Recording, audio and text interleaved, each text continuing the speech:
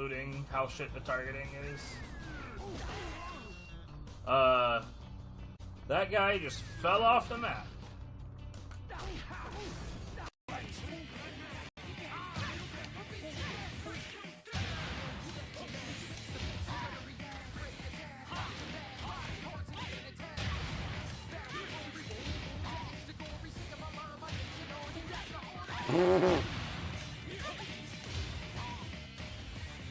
Who?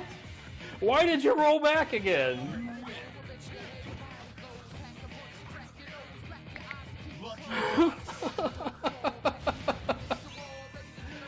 Oh God. So like, watch right now. I'm just gonna let all of my Phalanx Doctrine fall off. Hold on, I'm still not watching your stream. I don't usually have your stream actually up because that takes away from, you know, what I can get. Or the game starts lagging a bit if I have too many things. Oh my God. Ah! That's not correct. You know, my audio is still having problems, and it didn't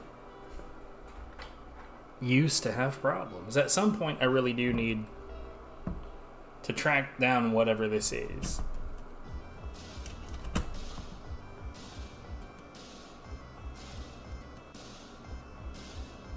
Maybe it was just that. It was like a shoddy connection in the sound mixer. Nioh. Oh. Nioh 2 Complete Edition.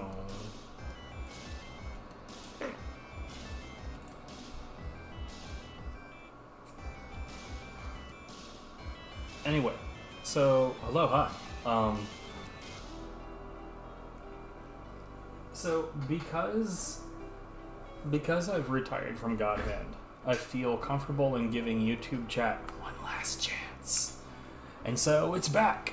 Feel free to use it. I imagine nobody will because nobody actually watches me play this, but that's fine. I'm fine with this. I still don't know where is that red dot at, bruh?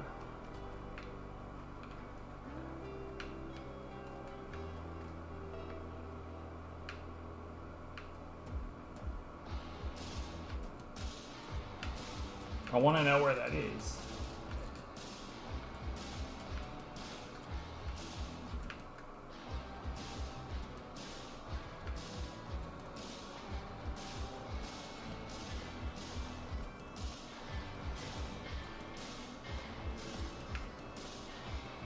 I feel like an enemy got stuck somewhere, somehow.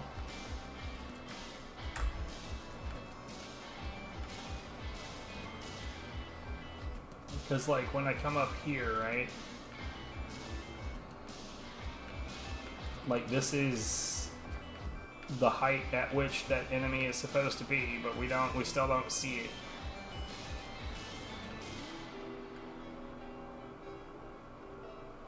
I genuinely don't know what's happened.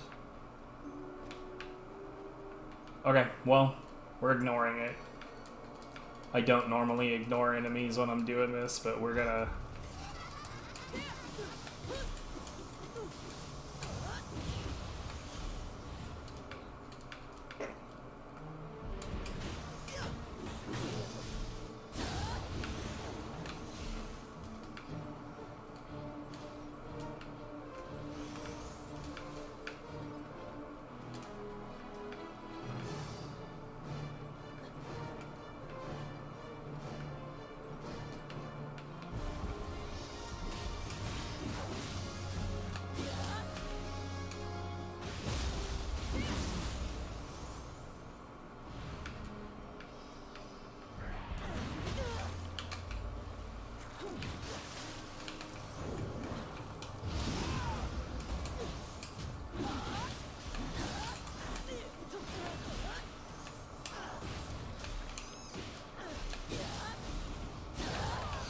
That was all very poorly input. My bad.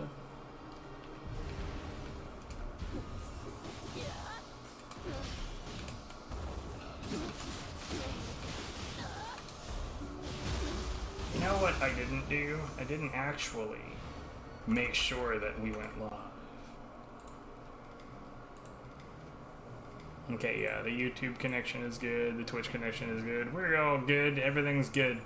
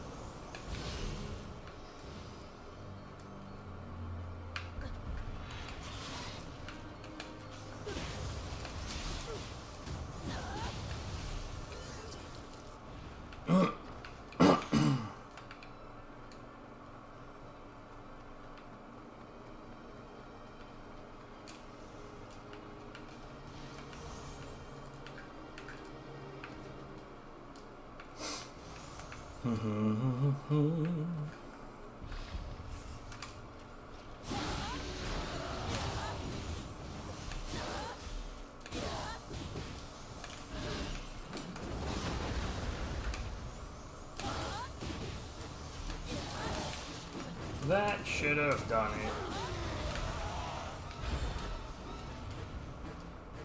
I swear, I like the short charge on Sign of the Cross, which I think is a dumb name, which is why it's hard for me to come up with it sometimes. The short charge is sometimes very, very good at crushing ki, and then other times it was like that, like not effective in the least.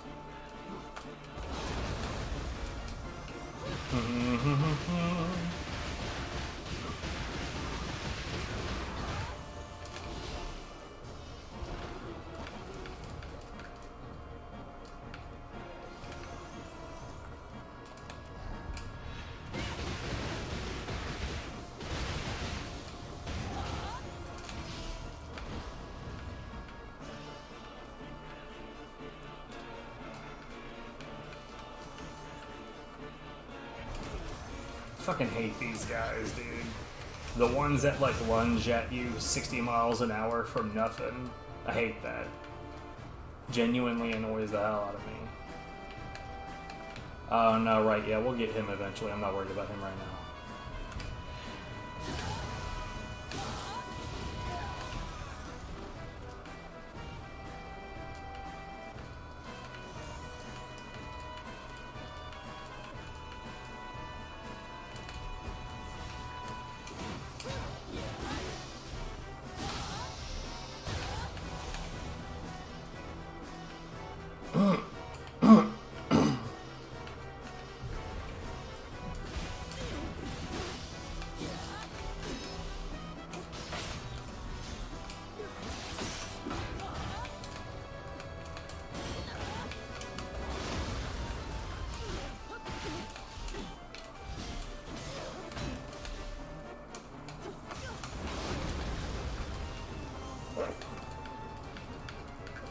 That was terrible, honestly.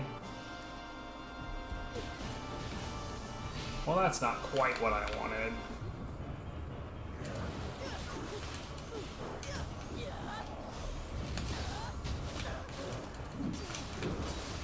Guys.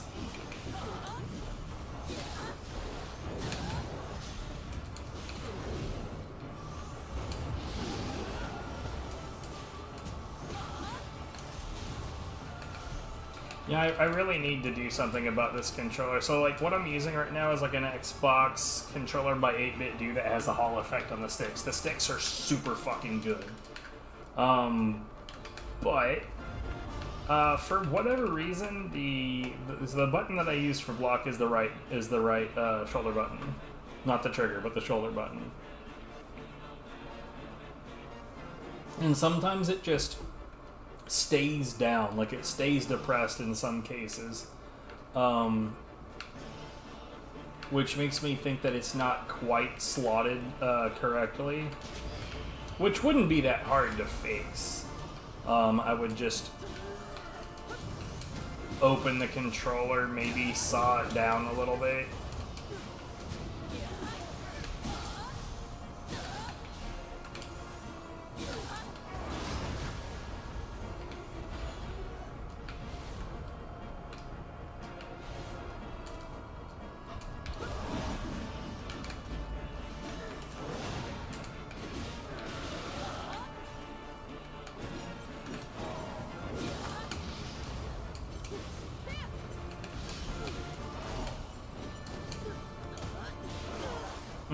I thought that next one would come out.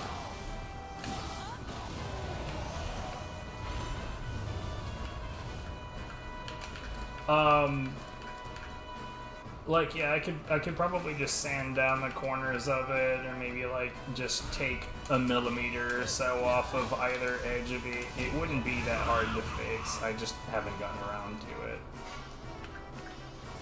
But when it comes to specific types of, execution in this, it can be a little problematic.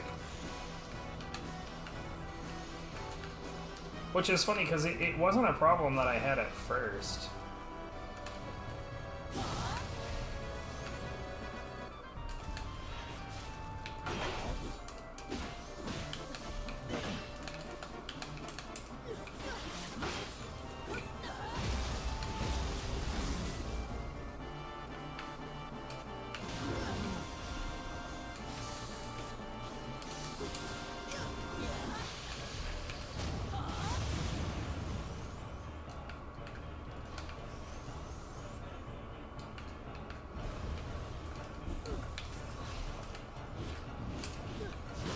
I thought that was gonna...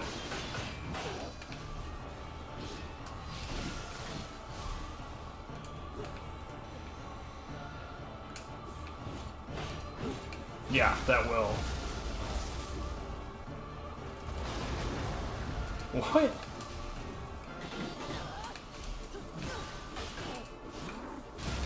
I don't know why they didn't hit. I'm annoyed.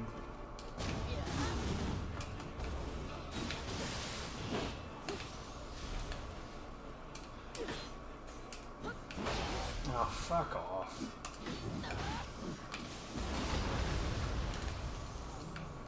Some of these super armor pricks really are super annoying. So I have noticed that the so I've got two parries, two distinct parries on my on my mid stance. One is guard strong, and the other is guard light.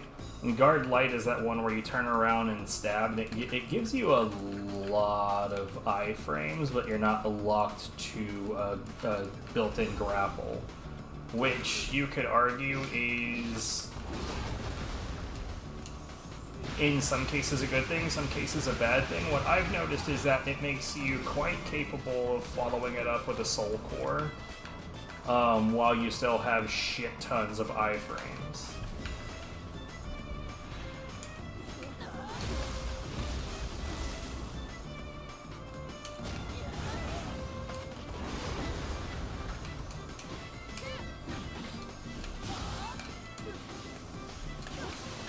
See that, dude? Like, I don't get that kind of grace. When I do an attack and I immediately have my ki depleted, I get knocked down. I get exhausted immediately.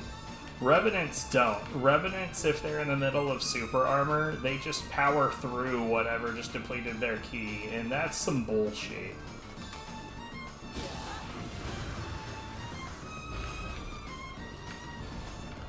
Like, I'm just asking for it to be consistent. What I deal with is what the Revenants should have to deal with, especially since they already have a ridiculously huge amount of, like, benefits.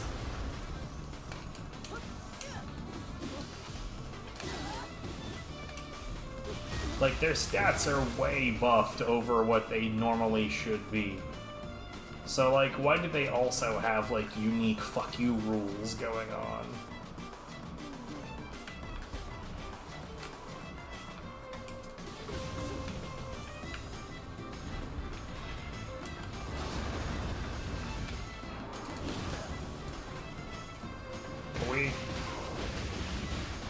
Thank you for doing the attack that I told you to do. I'm specifically here for soul cores of that variety, and yet somehow every time that I fight one of those dudes, they don't drop the soul core. Okay, so where was that dick lick? Oh.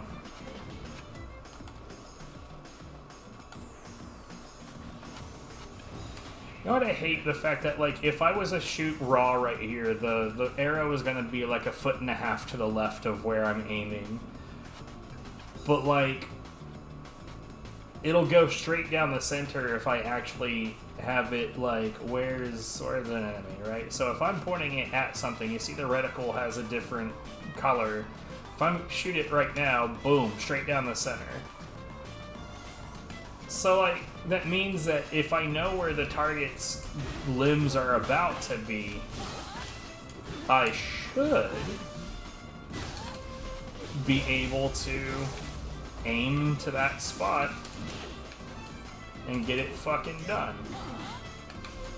Sorry, not the case.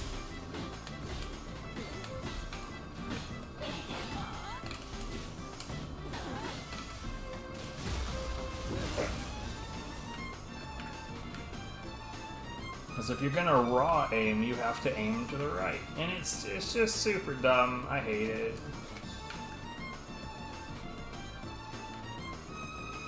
I'm not one for, like, I'm just not a fan of mods, but I will say that if I was gonna modify this game, that's one of the first things that I would change. Like, why the hell does aiming raw behave the way that it does? It doesn't make any sense.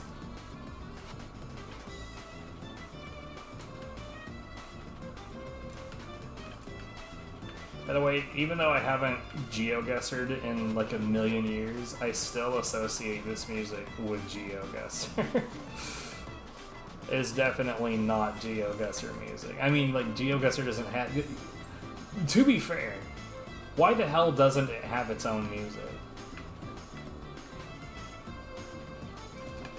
You say the dung admirer.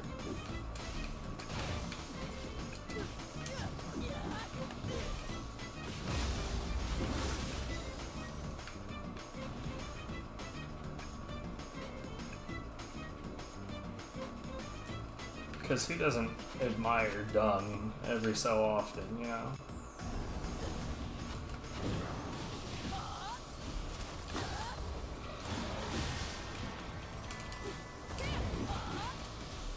Oop. Honestly, the second that I get that guy vulnerable, the correct response is to just water sword the shit out of him. But... nah. Dual sword is one of those weapons where, like, even if, like, okay, let me put it this way: you do not have to do the correct thing and get like really good, solid results. I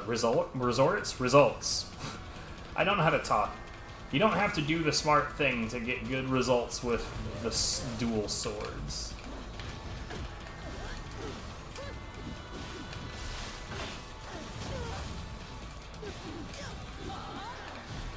Though it'd be nice if I could do the smart thing every once in a while.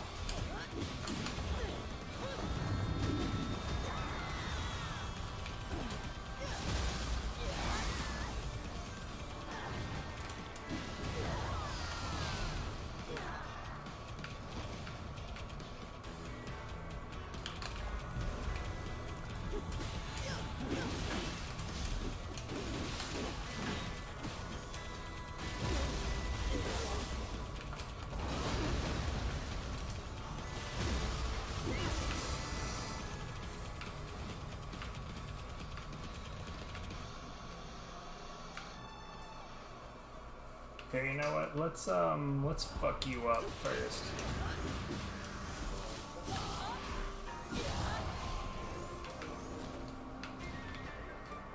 Now see, while I am good and well aware that you can, like, spam... What in the hell? Hold on. You can, like, spam the sign of the cross and get perfectly good results out of this weapon. I don't really want to play that way. It's just not my jam to just do something like that.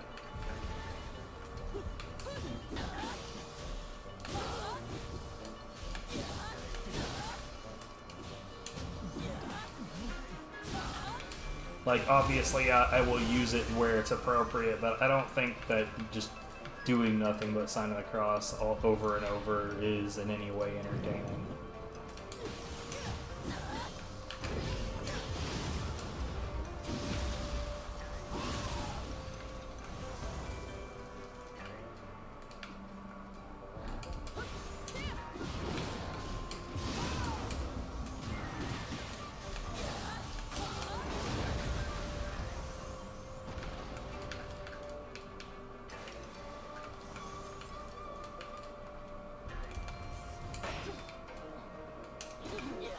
No, sir.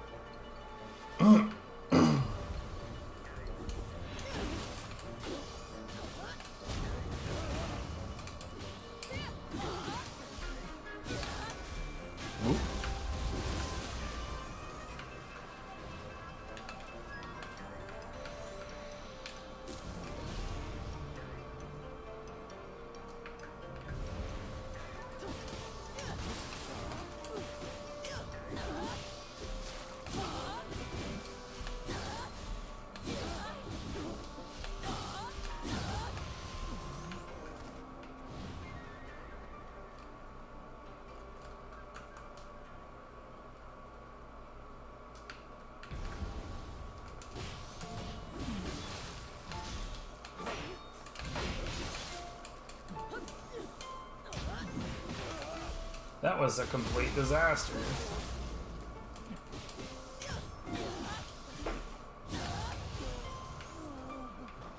Not worried about that.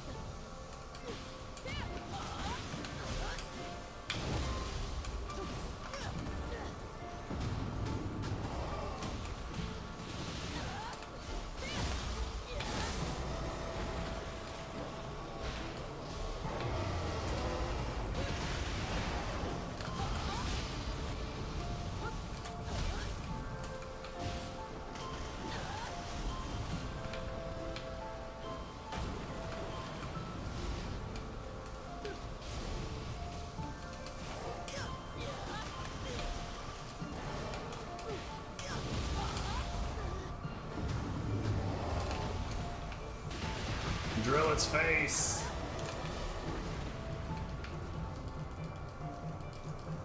Was its whole fucking body just like stuck on me just now? That's like uncomfortable. I don't like the thought of that.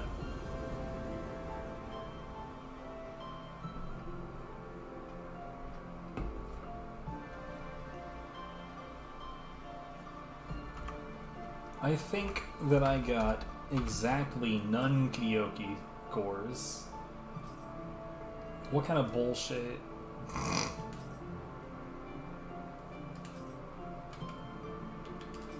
I'm not exactly sure where the best place to grind for them is, but that's literally what I want right now is Kiryoki cores. I actually think I still need that. So that was a Switchglaive. That's my Odachi, right? Yes, sir. Yes, sir.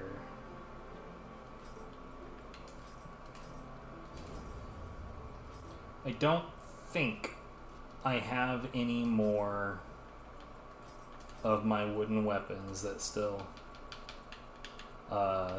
need to be made into ethereal.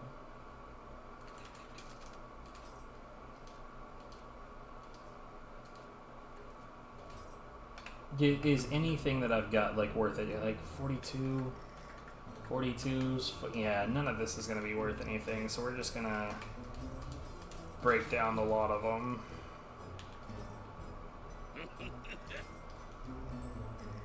Ooh. None of that is actually useful. What's up, Grimmy? How's it going? Donate sword. We're not going to end up doing that. How be ye?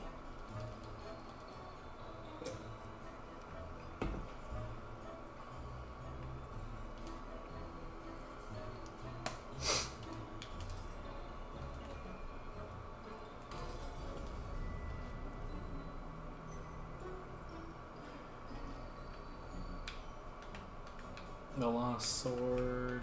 There it is.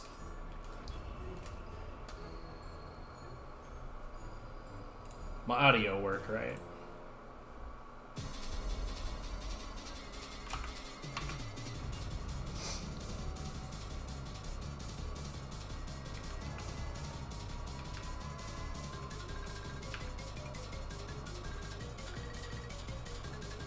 On the 360. Wow.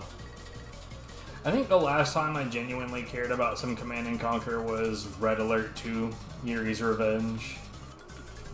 I played some pretty interesting modifications of that, you know, a billion years ago.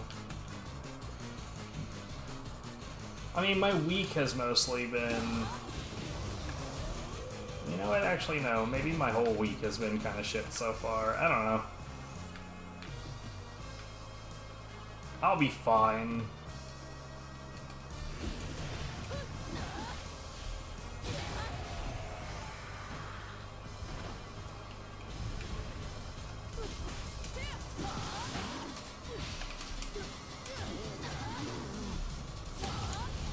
Oh, I genuinely thought he was going to survive that. Red Alert 3. New to the series. So, Red Alert 2, if, like, you say you're up to 3, I assume that means that you've played the ones before that. I honestly thought, like, Tiberian Sun, like, was before the games got any good.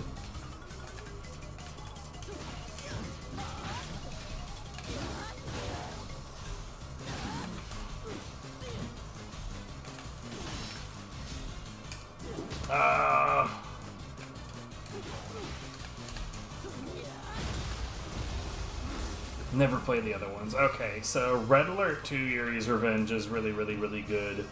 And honestly, my personal opinion, it's the peak of the series.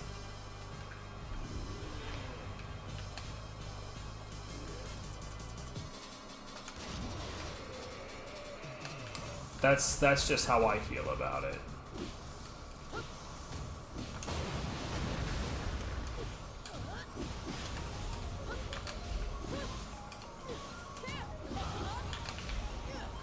Because, like, once, like, it's sort of like how, like, StarCraft 2, was it Brood War was the expansion?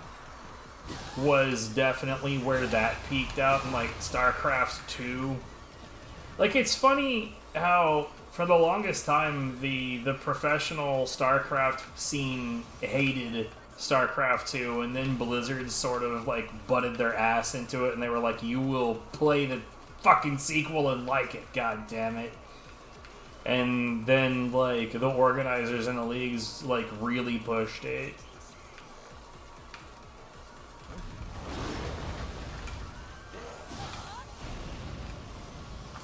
Because Lord knows that's how you know, get great sentiment for your video games. You're not too keen on RTS. I think a really good RTS is probably one of the best game types of all time. Having said that, sort of like I think horror movies are the most interesting, finding a good one is really, really, really, really difficult because there's it is unfortunately a really, really simple game of formula. So, like, let me put it this way. Have you ever played Slay the Spire? Because if you have played Slay the Spire, it is a very simple game of formula that is unfortunately super easy to duplicate. But Slay the Spire specifically is actually quite good. Unfortunately, its popularity led to like a bunch of schlock-ass knockoffs becoming a thing. And like the same thing happened with like Stardew Valley and The Binding of Isaac. Like some indie dev does something that everybody loves and then everybody is like hauling ass to copy them.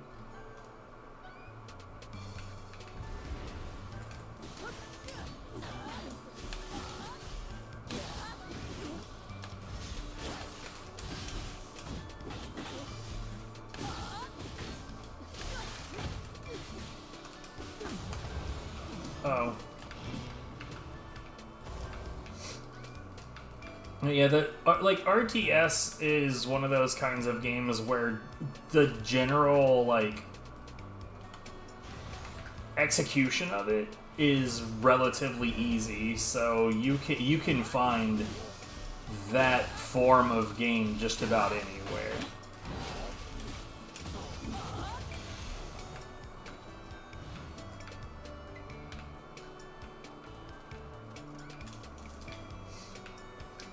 So yeah, it's one of those ones that's just, it's really, really, really difficult to find a good one just based on how many of them, like, nobodies can just stamp out without thinking about what they're doing.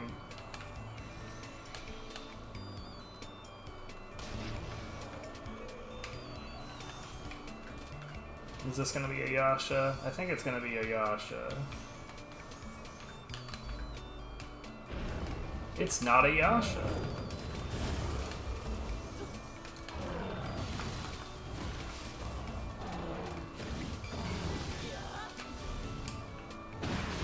Get in that ass.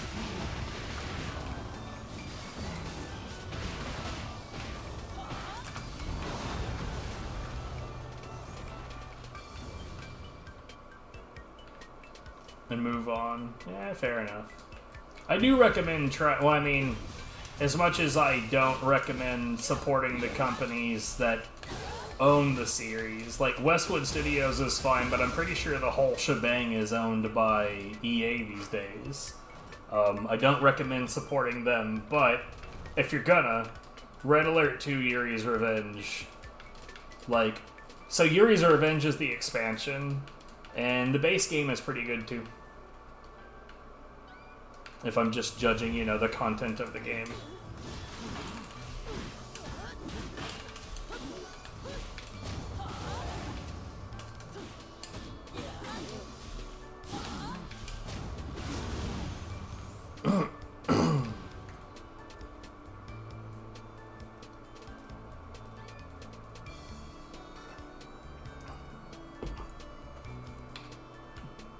You know what? Before I say what I was about to say, I'm gonna make sure that I'm not totally full of shit. Because I remember, like, so my ex-wife, so I guess my ex-brother-in-law, I think it was, like, he was the one that was super into this other Command and Conquer game in the series, and I remember this particular one being like the most dreadfully slow video game I've ever seen in my life. And like, okay, so it might be Command and Conquer 4, but I'm looking at Command and Conquer. Okay, check this shit out. Hold on. No. Very negative, overwhelmingly negative. Son of a bitch, Jesus. Hold on, I have to read these. Overwhelmingly negative, why? Do I have to say anything about why this game is the worst? Besides completely changing how the game is played, how this is supposed to be a spin-off game, but EA made the decision to make it a AAA game, how they ruined the story. These games don't have much of a story anyway, so I'm going to ignore that. With one of the worst CNC stories, along with the weakest endings, like, again, wah. What about the gameplay? Was this person really so invested in the plot that that's why they hated it? It's a war game set in a fictional scenario, like, that's all you really need to know, isn't it? Been a CNC player ever since the start of the franchise. I've enjoyed almost every single CNC that has been created. This, however, is not CNC. EA has once again fucked another great title and turned it into a virtual pile of shit.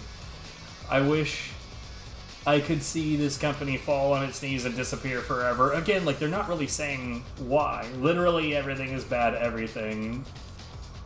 These are not useful.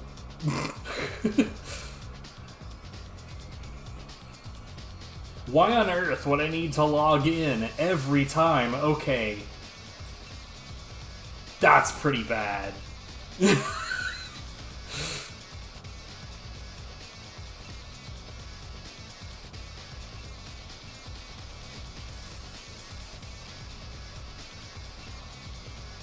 I ran a skirmish to learn the build sequence. There isn't any. I have an engineer. Why? He doesn't build anything. There is one positive aspect to this game. It came free when I bought the CNC group. And it came with an uninstall feature. That's awesome. Okay, is it CNC 3?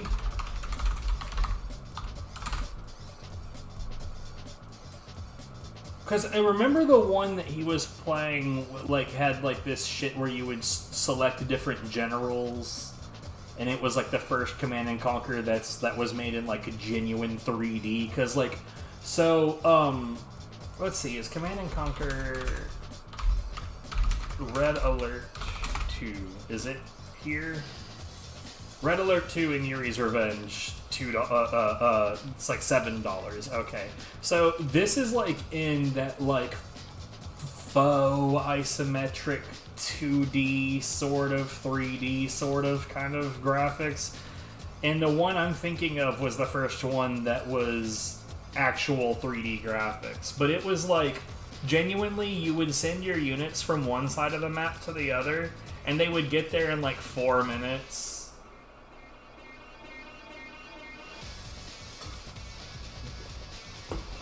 Like, it was just ridiculously slow.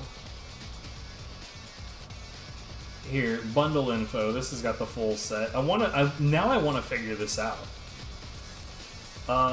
It wasn't Renegade. Renegade is a first-person shooter, and it's actually genuinely fun. It might just be Command & Conquer Generals.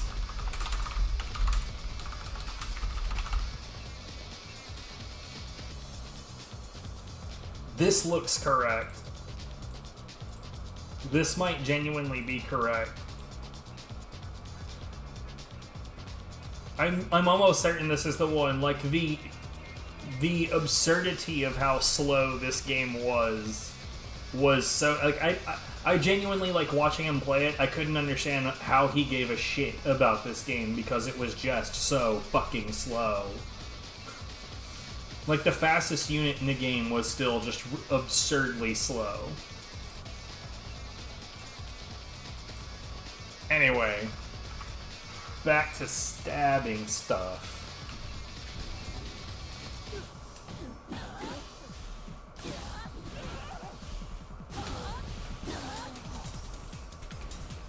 I don't remember where I was on the map. Hold on.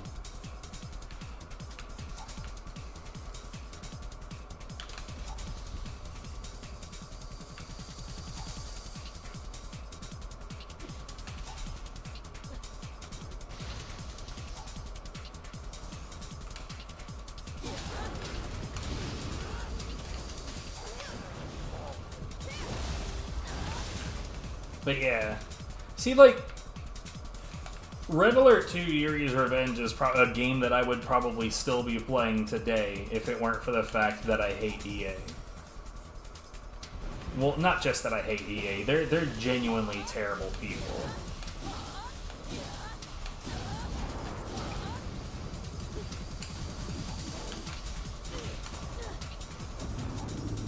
Sit down, bitch.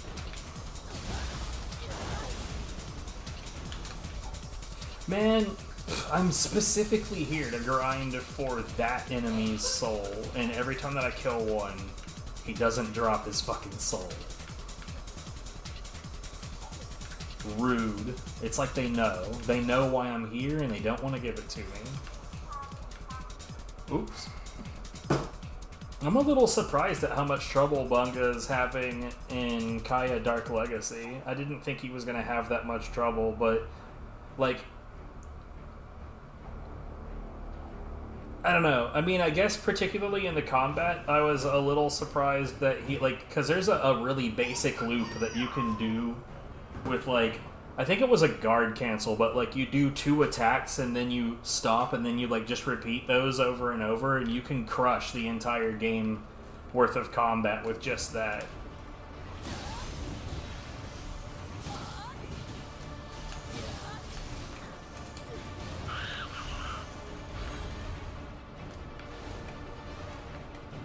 Lost in random. I don't know what that is.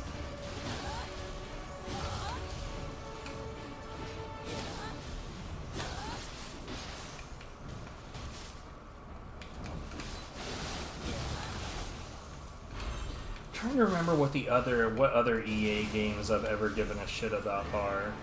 Like, I used to like Need for Speed Underground 2. Underground 2 and Carbon specifically. The rest of that series never really vibed with me all that much.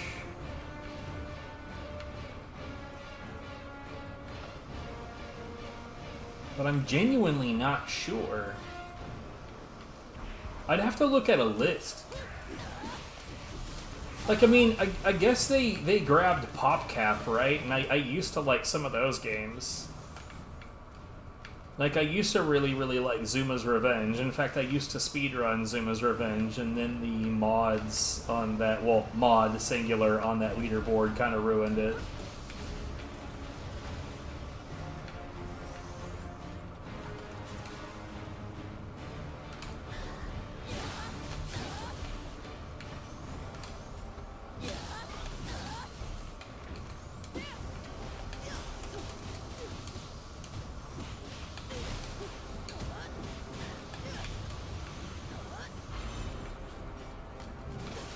I mean, getting lost on that map is easy enough. It's funny, like, there was another fella that I used to watch that played this that, like, probably has more hours of game time on it than I do. In fact, I would say that there's a damn near certainty he has quite a few more hours in this game than I do. But his map familiarity is kind of embarrassing. And I mean, I don't even say that as an insult per se. It's more of a, like, why? Like, there's a few maps in this game that are kind of complicated, but for the most part, they're really not. But, like, Kaya Dark Legacy, I can see getting lost on those maps pretty easily. So that part's not surprising. It is a bit funny though, like he was complaining about that platform not existing. There's a lot of platforms in that game that don't exist.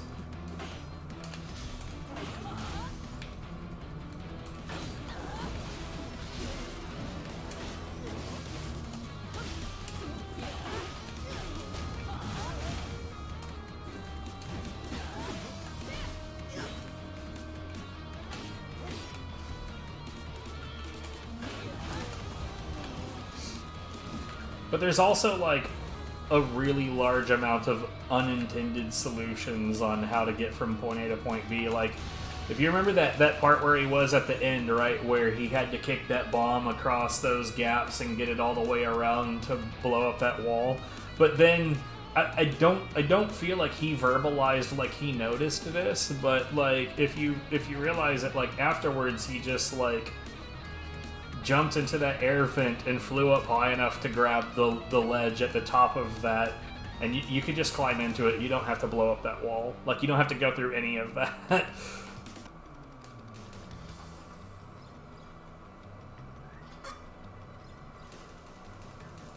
Yeah, it is not put together in a way that makes it easy to understand.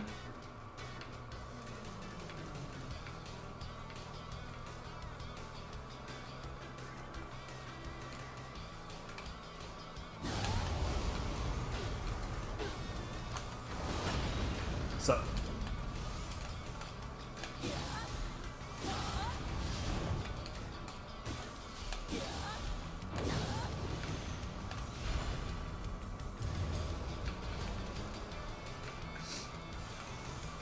usually I'm not big into platformers, but Kaya Dark Legacy had a lot of really, like, especially during the intro, had a lot of, like, really cool mechanics that all came together all at once. That made the world feel really expansive and different and alive, and like a whole lot of just cool shit was all over the place. I guess I'm just not used to that kind of thing anymore.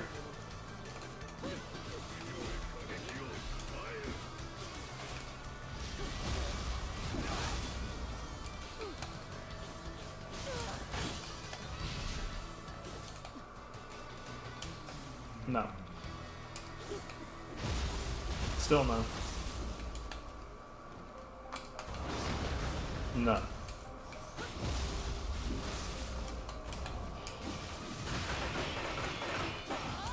No.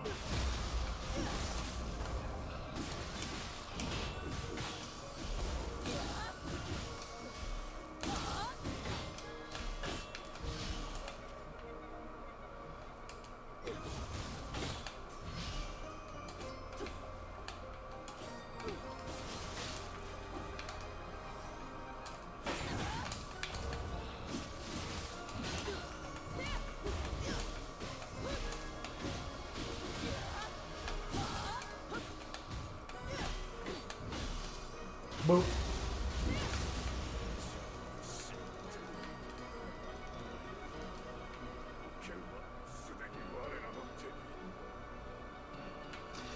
Yeah, that's almost certainly, like, the biggest problem with the game.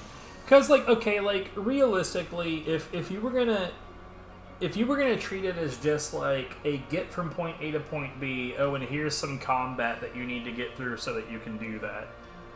I just realized I was on the wrong scene.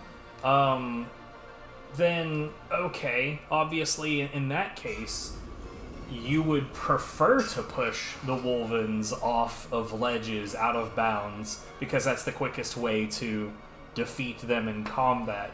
But because they all need to be converted back into innocent characters, that's kind of a problem.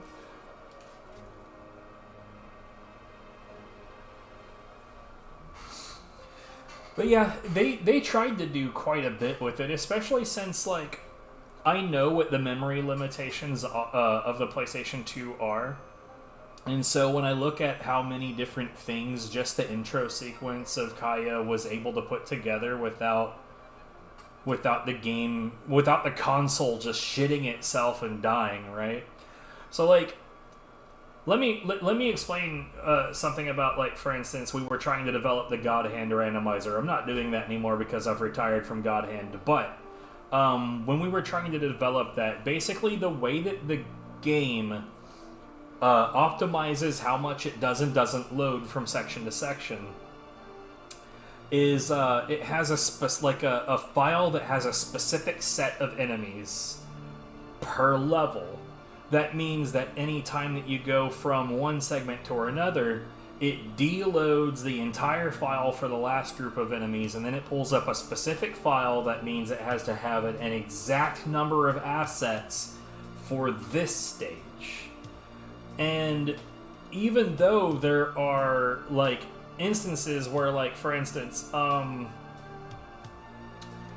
the Shannon's Pet stage has only 4 enemies in it, and it's all 4 of the different fat guys. So even though there's only 4 enemies in that one, if we let the randomizer load that file and also the file for stage 1-1, which only has 3 enemy types in it, plus the 1 scripted devil type, then that should just be 8 enemies. There are files that load 8 enemies, but for whatever reason, if we combine both of those two together and have the game attempt to load both, which it will do, so evidently the game didn't have like a limitation that told it to never try to do that. It still has like an overload of like memory access. So it will either cause like really big audio issues, or it will just crash. And we're not really talking about that much information. So it's a little odd what the limitations are and how they all work together. So when I look at how much Kaya is able to put in-game all at once, it's really impressive.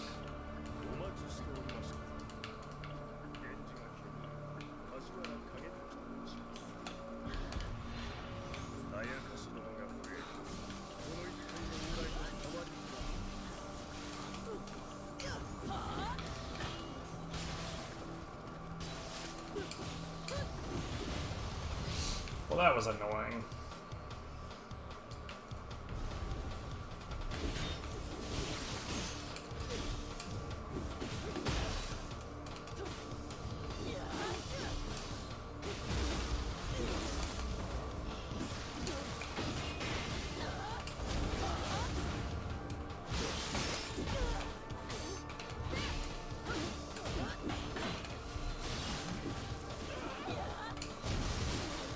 Dude, this fucking NPC is ruining all of my setups, dude.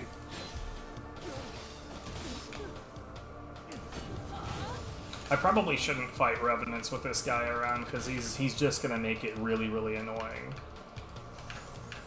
But yeah, game good, but it's got a lot of problems. But all games do, let's be real. There's no such thing as, like, a perfect game.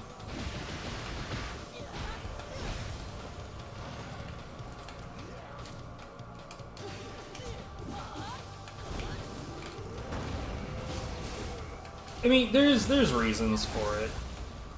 Yeah, like I had some health scares recently, and it kind of that, like, you know, the mortality check makes you wonder, like, do I really want to spend the rest of my life doing this?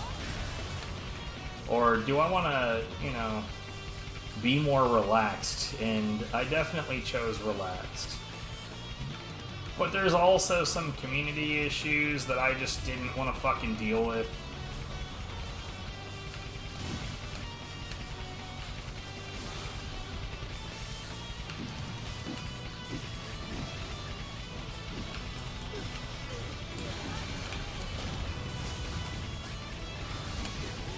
Why didn't that do what I wanted it to do?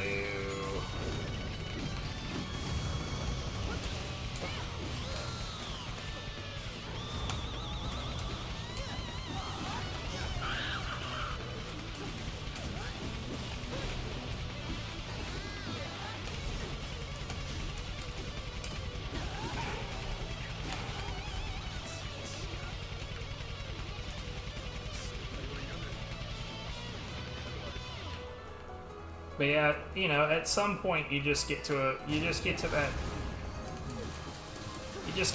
like limit. You just get to your limit and you're like, I don't want to deal with this shit anymore.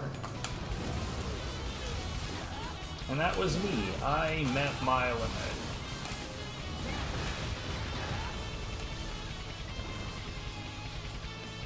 Whiplash? Oh, I remember Whiplash.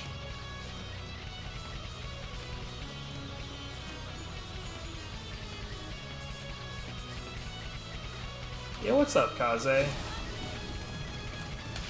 I'm doing better.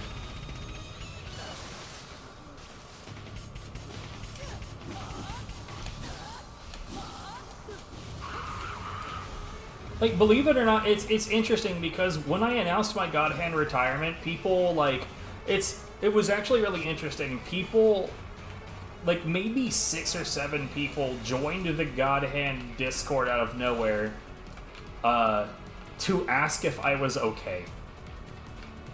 Because they thought maybe I was, like, depressed or something.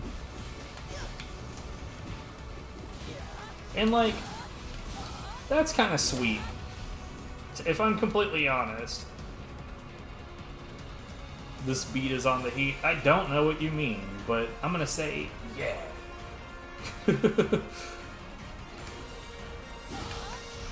But no, yeah, I just got fed up with the bullshit. And honestly, it's funny because there's people that are like, I don't believe you. I think you'll go back to it.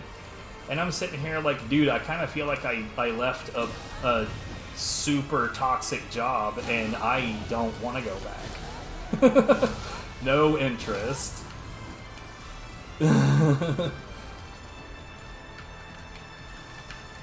Like, game's still good, but all of the shit that I had to deal with around it,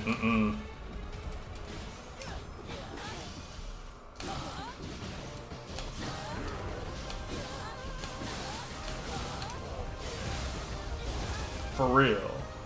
And, like, honestly, that I don't intend to, like, stop speedrunning. I just don't want to speedrun that anymore.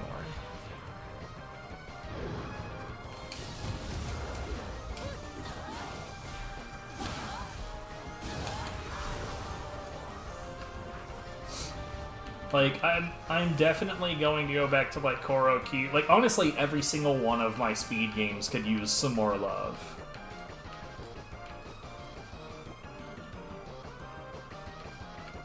Like, Asura's Wrath could use more love. I could definitely take back the top times in Metal Slug 3D.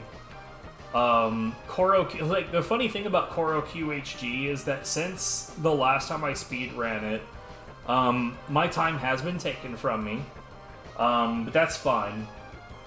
Honestly, that's the nature of speedrunning, is like, you know, you set a time, somebody else gets interested, they set a time, you go back and forth. That's how it's supposed to work.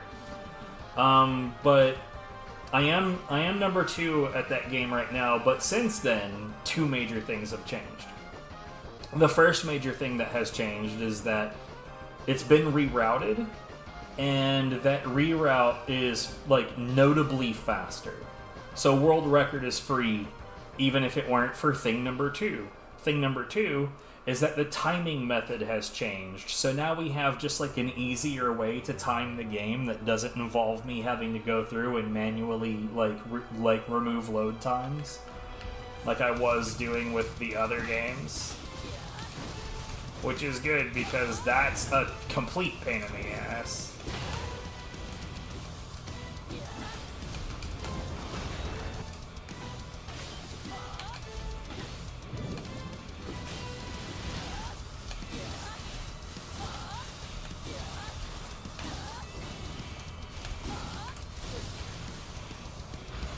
By the way, for anyone who missed that, Kiryoki, my monkey soul core, this one right here, completely slips grabs, and the enemy tried to grapple me, so I just did that, and it wasn't able to.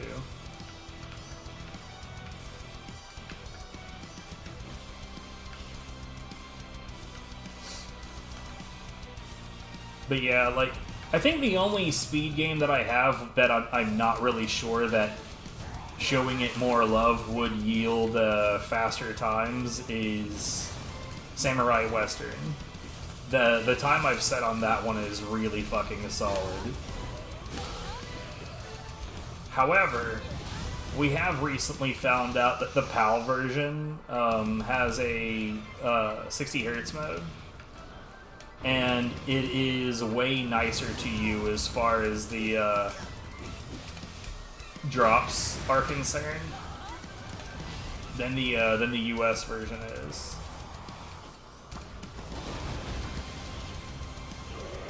Oh wait, what? Why was I on the wrong soul? No.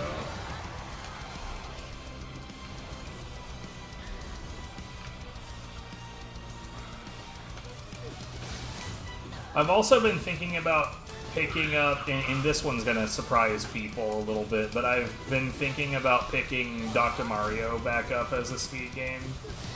I used to speedrun that a long time ago, and back then I got as good as... I was just outside of the top 5.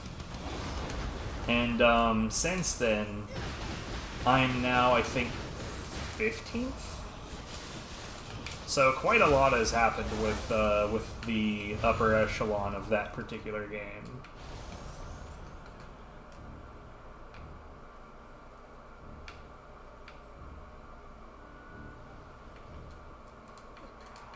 Oh, there's a Gaki.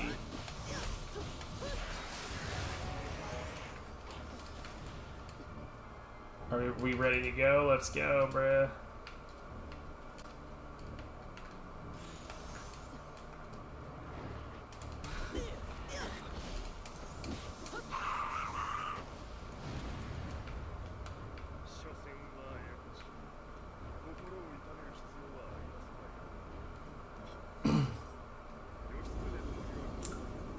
I will say, though, the trouble with me is that a lot of the games that I really, really, really like aren't games that I would ever want to speedrun, such as this. And this game right here, if you've ever seen this run, it sucks.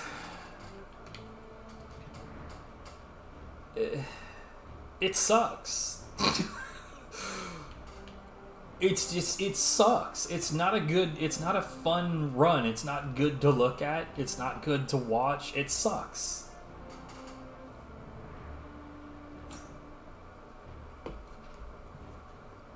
And I'm not putting down people that actually do this run. That's their business. But it sucks. Wait, items. I need to do my menu shenanigans. And then there's, like, Castlevania Curse of Darkness. I've, like, thought about speedrunning that before, and then I looked at what the run looks like, and it's super fucking boring. Like, almost everything about it is, like, run past this group of enemies, run past the next group of enemies, run past the group of enemies after that, boss fight. And that's most of the speed run. And like look, I love combat-based games, I do. But I like them for combat. Like, God Hand, I will still say that, like, I liked God Hand as a speedrun because it was, like, it was in between. Like, there was a decent number of enemies that you skipped. That's true. But there was a decent number of enemies you also had to fight. So there was never just, like, an endless, like, wave of enemies that you just ignored over and over.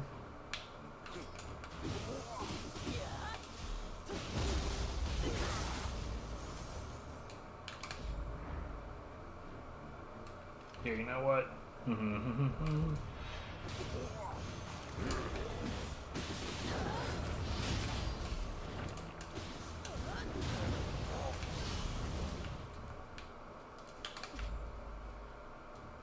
So, I know I got somebody's attention. There it is.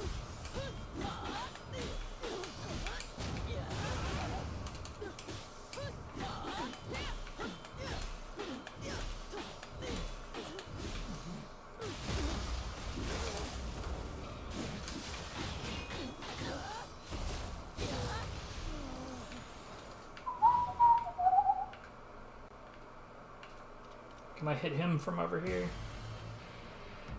I'm not even sure I can figure out where he is from over here.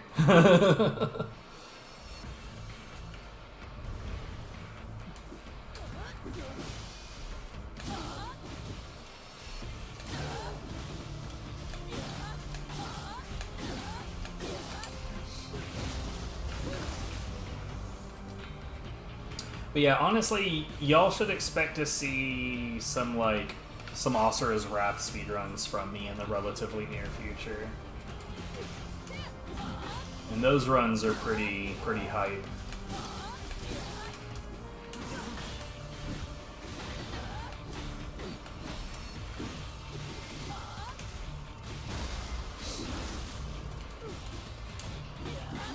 Honestly, real talk, that whole fucking game is super hype. If you've never seen it before, it's just so hardcore.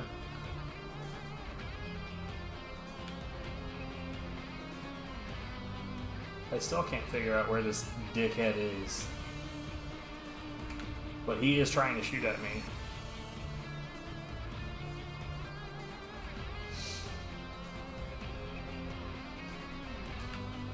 Once upon a time, I might have been convinced to give it a go, but yeah, it is EA, and that's enough reason for me to say no.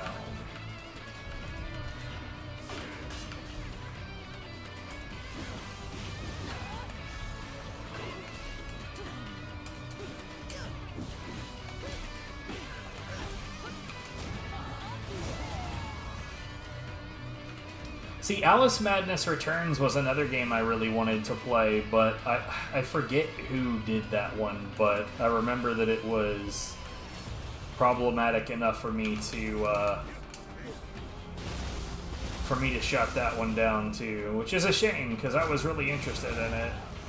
Especially since there's, like, I don't remember what the story was, but I remember there is, like, a relatively unique story around why it never...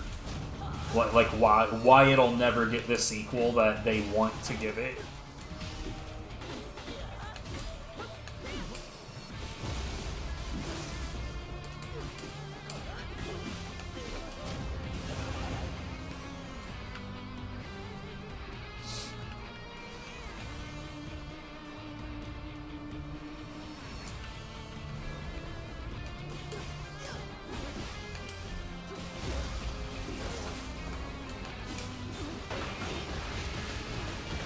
Oh, this poor son of a bitch.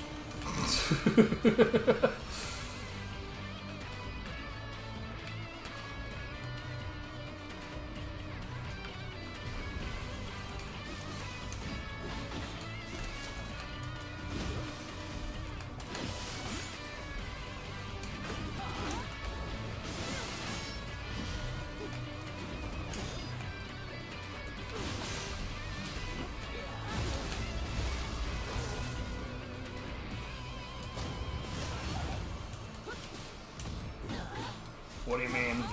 I don't make exceptions. Like, here's the thing. If I am avoiding a publisher or a developer for moral reasons, it really doesn't matter what game we're talking about. It's on the no-no list. It's like, if you start making exceptions, then the morals don't actually matter to you because something fun came up.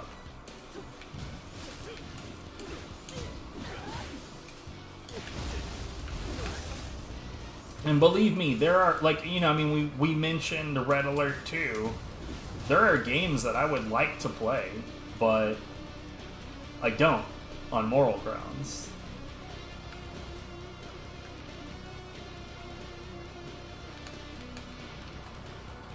But who was EA Alice Returns as well? Hold on.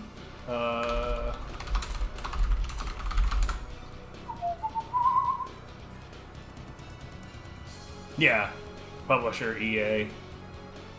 Spicy Horse, though. Man, if only they were decoupled from EA. There's another game I remember feeling that way about, like, oh man, if only this was decoupled from this horrible, horrible publisher.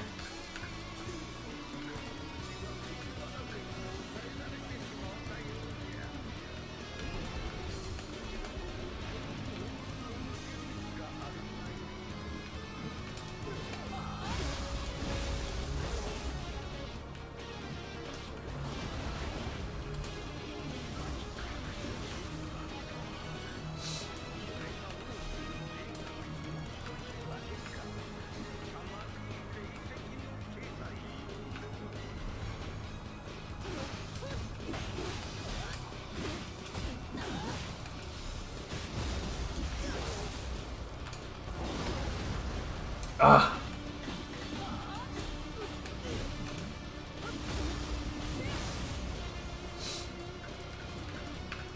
I was surprised he didn't get paralyzed again.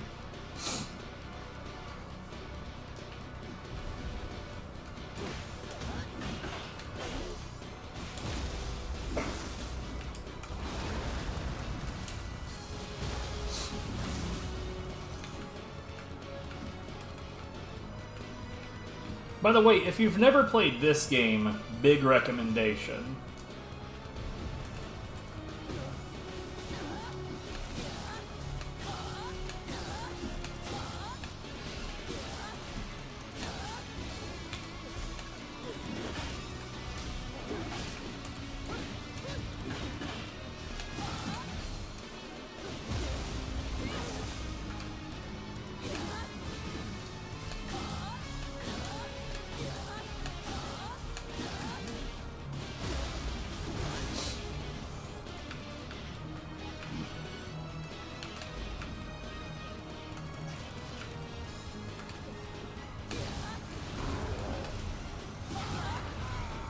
Awesome. That worked out better than I could have hoped.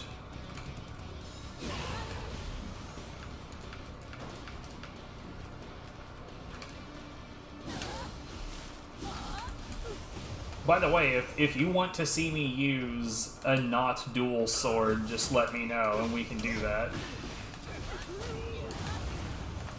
Nope.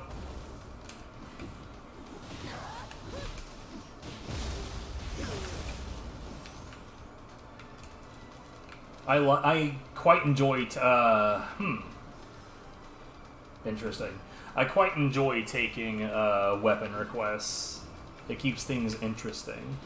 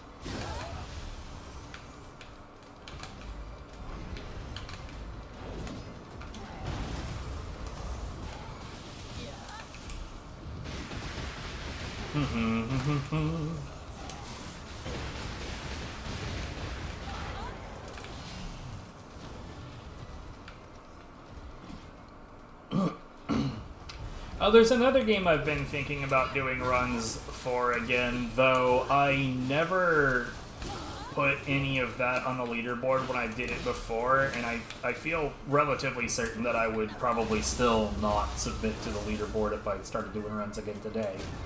For Metal Gear Rising. That used to be just like my comfy whatever who gives a shit speed game.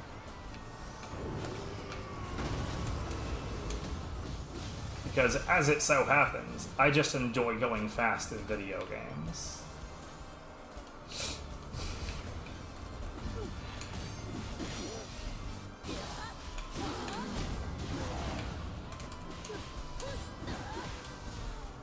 Yo, speaking of Kiryoki, there we go.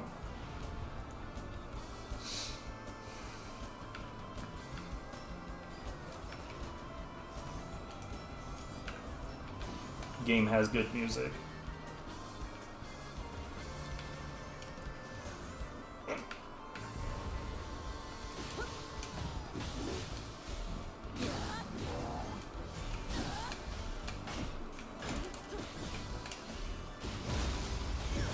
You only speedrun platformers? Yeah, that's fair. I mean, platformers, especially with with Sonic having gotten so much traction, like, it feels like there's a lot more platformers that are made with, like, speed and movement being, like, key tenets to the way that the game works. Like, have you looked into that Pizza Tower shit?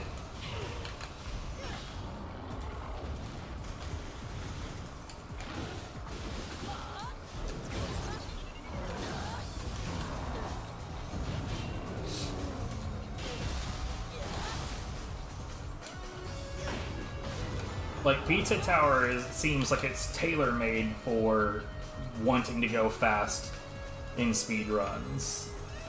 I think it's called Pizza Tower. I'm pretty sure it is, but I could be wrong.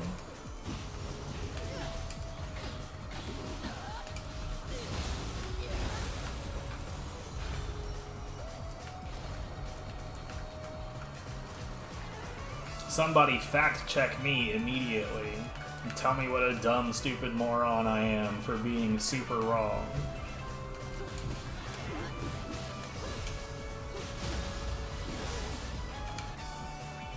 Oh, whoops, okay.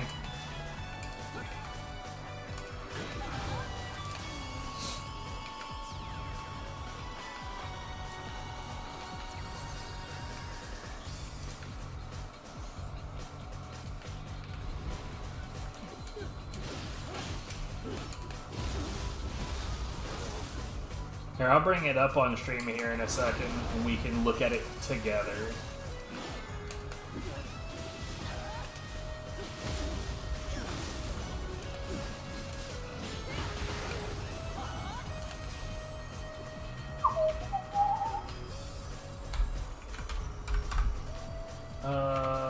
Steam Pizza Tower. Why would you show me Amazon first? Yeah, this is definitely the one.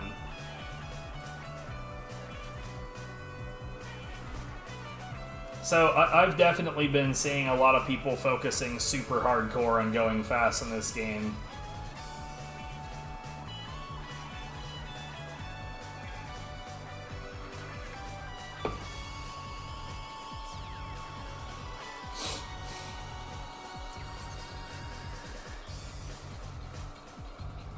Which, like, makes sense, because on top of it being obviously very fast, there's also very clearly a lot of different, like, movement options. I think, like, honestly, the biggest issue I have with this, though, is I don't particularly care for these style of visuals. It kind of reminds me of, like, The Misadventures of Flapjack or Chowder, like that era of cartoons where like the only cartoons that actually got syndicated were like the ones that won the ugliest cartoon ever contest. But like the flow of this gameplay looks really fucking good. Anyway.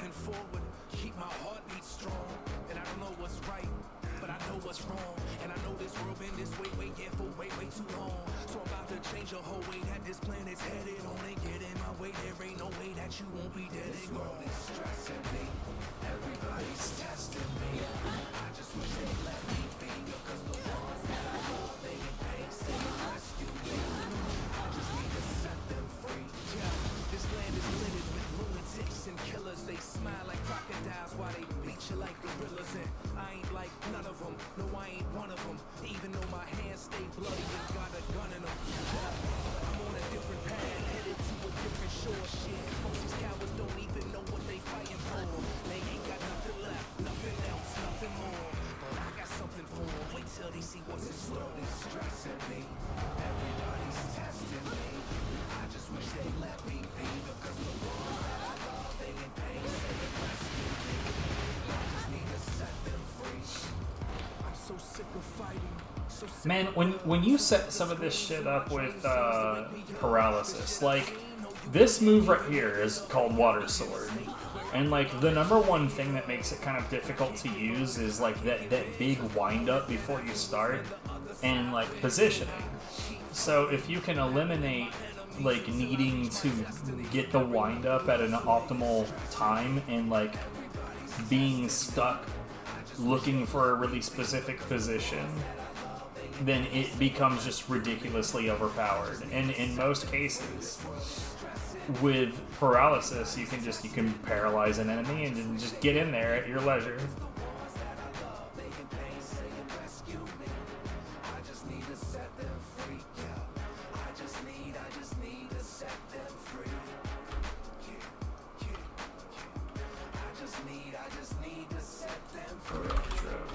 So I know that there's a specific retro tank that I want. So like you're looking at the So we're looking at the 4K. Accommodates range from 1080. I imagine this probably does 1080 60, but why is it called a 4K? Specifications. Resolutions up to 4K 60. I wonder about that because, like, there's no reason for that.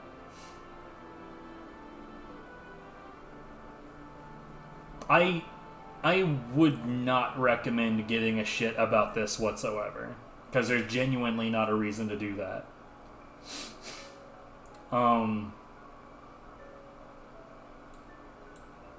So that's input support, yeah. Here, let's see. So it's got we see on this one. So there's the old school composite and the S video right there, and then we see the components.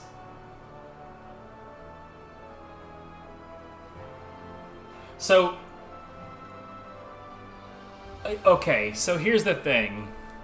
Let me show you before I start talking about what because I have an example right here. So this is the OSSC that I have. It's kind of old. It, like, you can actually see, like, the inside where, like, the circuitry is on this one, and this is, like, the one that they genuinely used to sell. The one that they sell now is considerably updated in comparison to this one. But, like, the first thing that I would ask, like, are you intending to use the device for streaming?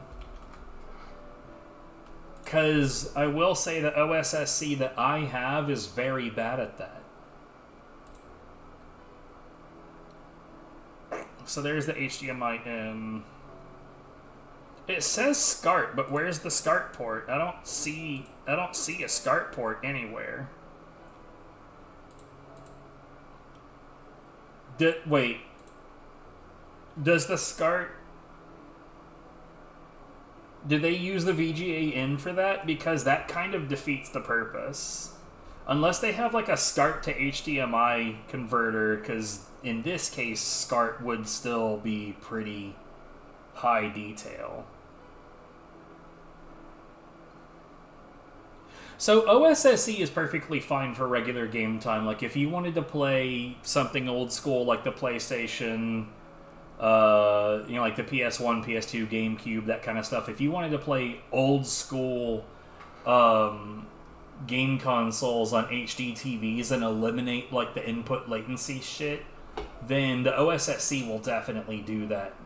But for streaming, it's a huge pain in the ass. See, whenever a console has a null signal, in other words, like, if the screen is entirely black for too long, and it's not, like, it's a null black rather than a color black, and, like, that's programmer speak, but I don't know how else to describe it, then the OSSC will power cycle. And if it power cycles, then there's a small amount of time where it stops sending any information to your capture device. In my case, every time that happens, I have to reset the program that's actually dealing with the capture device. Which is thankfully, it's a quick thing to reset, but I shouldn't have to do that, and it really interrupts my streamability.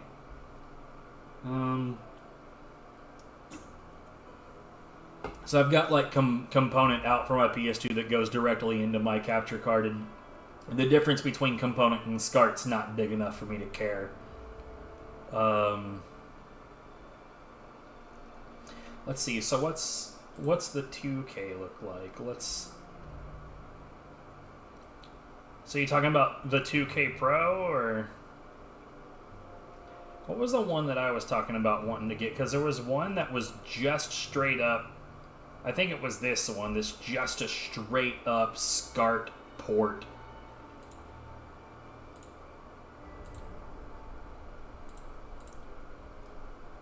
I don't think that that's the one I was thinking about.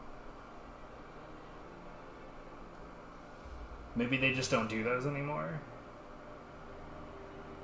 Which capture card do you have? Because, like, when you say ancient, my first thought is, like, the Dazzle. Because that would definitely be ancient. God, dude. Imagine, like composite to HDMI, you're going to be looking at a ridiculously ugly image. But that port on the left, that's an S-Video. S-Video is actually totally fine. I think this might be the one I was thinking about. So, why would it be SCART to component, though? This again, would completely eliminate the reason that you would want to use SCART.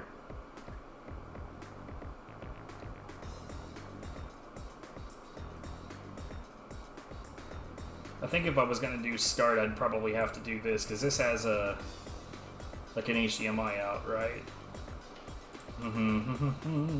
Now we're, like, stuck on looking at capture devices.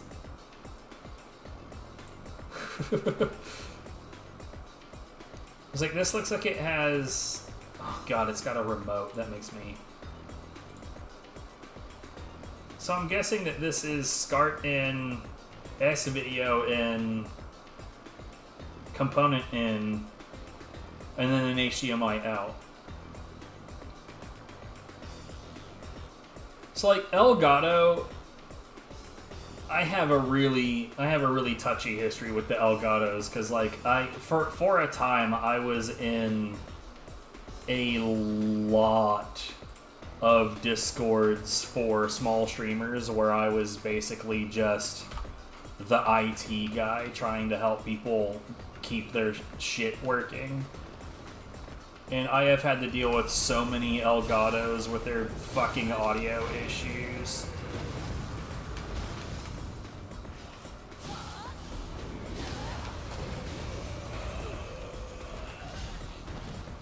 No, it's fine. Honestly, it's all stuff to talk about. I think it's making the stream more interesting. Like, video tech is one of the few expertise that I have outside of fucking God Hand.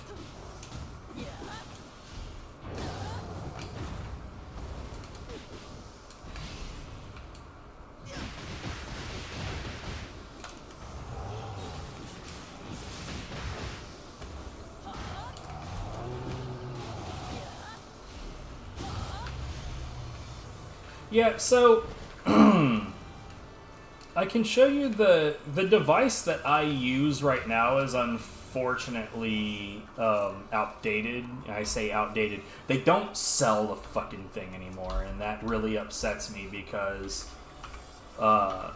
it's really, really good. But I will show you the one that I am looking into. So if mine dies, this, like, the one I'm currently using, which I'm not going to move because it's plugged into a bunch of things and it would be kind of a pain in... Well, actually, you know what? Hers is not plugged into very many things because thankfully we have two of them. So this thing right here is a Blackmagic Intensity Shuttle. It has... it's a full pass-through, so it has the same ports on both sides, and one set is an in and one set is an out. On HD games, the capture is essentially instantaneous. And what I mean by that is that when at one point I was not using that as a pass-through with the Xbox 360. At least one of the top times on Asura's Wrath right now was set on the preview window while using this device. Now, this is the current internal device that's sort of the same setup, and this is what I'm looking into. So what it has is this full spectrum port that I don't remember what it's called. They just refer to it as an analog breakout cable, but that's not what it's actually called. Anyways, it has a like this right here goes to all these extra wires. So if I wanted to get a Like an adapter. I'd probably have to get an adapter for this for the kinds of stuff that I stream. But like, the biggest issue that I have with this is now I'm trying to, where the hell are the specs?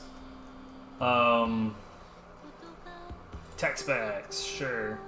I'm pretty sure that the lowest supported resolution is 720.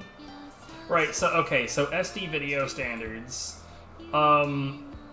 The lowest it seems to do is 525i at 5994 NTSC, so like this is kind of weird to explain, but like consoles, like the PlayStation 2, right, is a 640 by 480 console, so it would be at 480i, 29.97 frames per second. However, its actual output to a screen is at 525i, and it's the overscan, like the big black bars, like the black section on the outside, which it would, like, it's there because like CRTs had like a rounded screen and a box shape that like cut off the edges of the screen, right? So because of overscan, it's not 480, it's 525. Once you cut the overscan away, you end up with a nice 640 by 480. So this is the correct resolution, but I don't know if this says 5994 because that's the correct hertz, or if it genuinely can't do 525 at 29.97. See what I'm saying? So like, I might have to have some kind of adapter for this. But it does have a pass-through, so long as whatever you're outputting to has an HDMI port. We'll see, we'll see. But this is what I'm looking at. It's about 260 bucks. The biggest issue that I have when people look for like capture devices is almost everybody only looks at Elgato and AverMedia as though they're the only two people in existence that make capture devices. The difference is that Blackmagic products are not marketed directly to gamers. And like the AverMedia and other stuff is.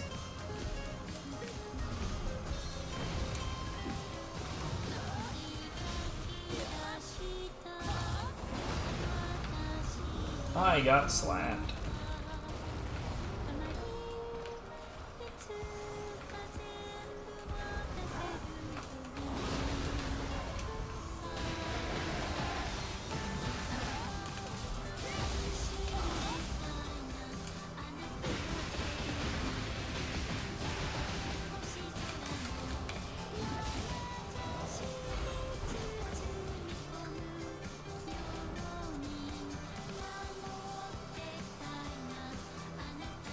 So my capture card right now has like the typical amount of latency that you would get from like say plugging in a PlayStation 2 to an HD TV. It has the same kind of latency that you would get from that. Now, when I'm playing an HD game, like I said, I was able to set one of the world records on Asura's Wrath with the preview window. So, not really. It's pretty fucking close to instantaneous.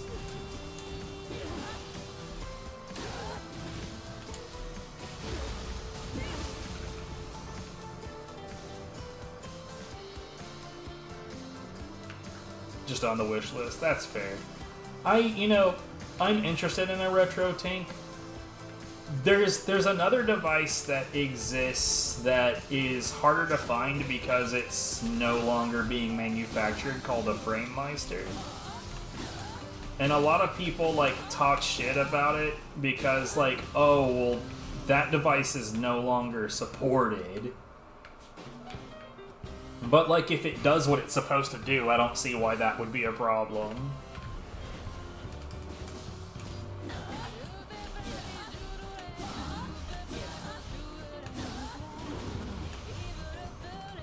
But like the biggest issue that I have with that is that it might essentially be the same thing as the OSSC.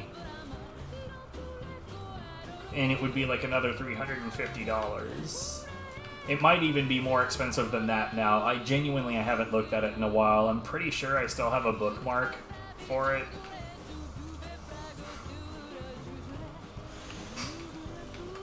Yo, I have not played Gravity Rush, and I don't know what kind of game it is, but whoever suggested that I look at this soundtrack, this game's got a baller soundtrack. It's nice jazz swing stuff going on.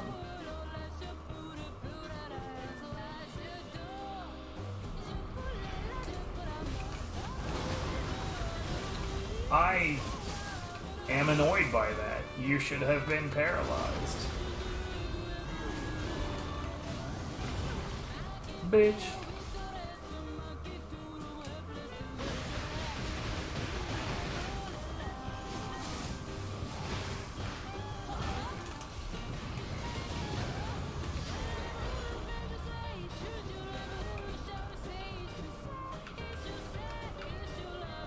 I think probably the biggest problem right now is, of course, you know, our president is an idiot. A fucking idiot, stupid, dumbass moron with all of this tariff shit. And most pieces of tech are, you know, eating giant, like, price hikes because he's a stupid, idiot, dumbass moron.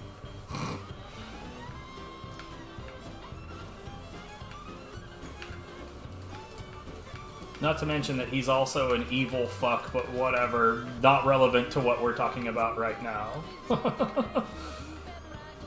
But the price that I just now saw on the Blackmagic and Intensity 4K or whatever that particular model is called, that didn't look like it was much higher than normal. Though I will say, like, so, fun fact, so there's a cell phone company in, I think it's in the Netherlands, that makes the Fairphone. And, like, the reason it's called that is because they fairly source their materials, like, they ethically source everything that they can. And we wanted to get another one of those, but, like, when we got Vivs, it was, like, $500. Now it's, like, $650.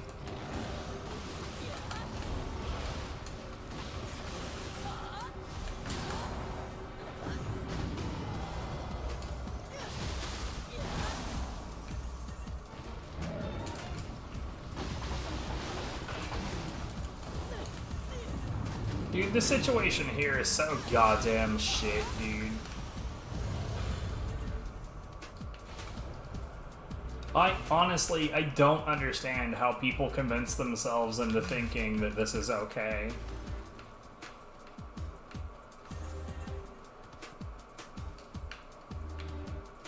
Wait. Did I... Oh, I totally whiffed on these. Oh, right. No, yeah, they're below me, because now the Dark Realm is gone.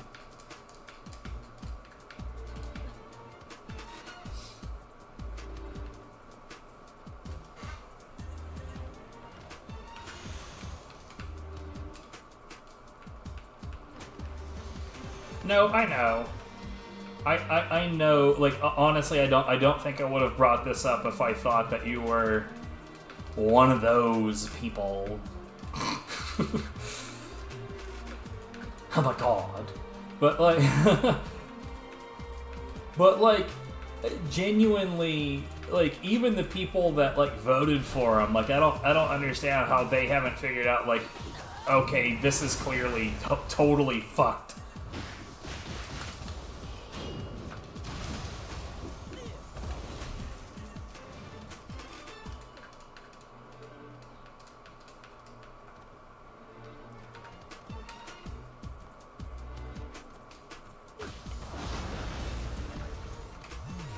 Boop.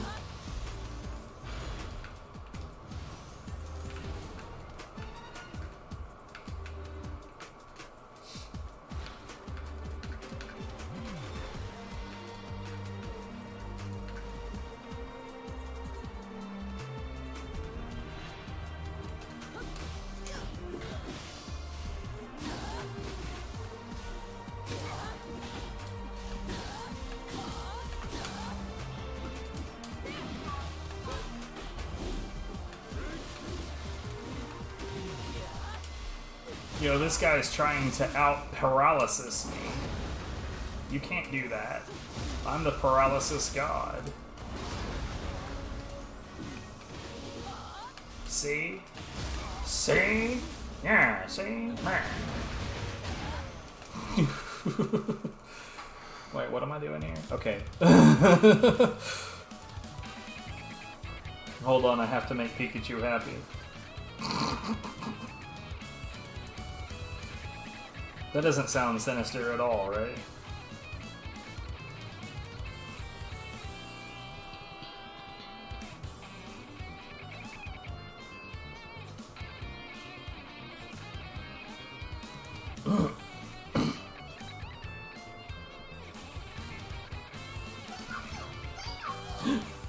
Pikachu was so happy.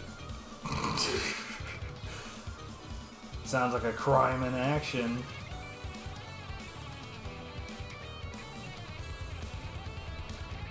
Crime spree that I'm on, breaking the law until the break of the dawn, and then I break it again, and then I break it some more in seafront a lot. You're so hardcore.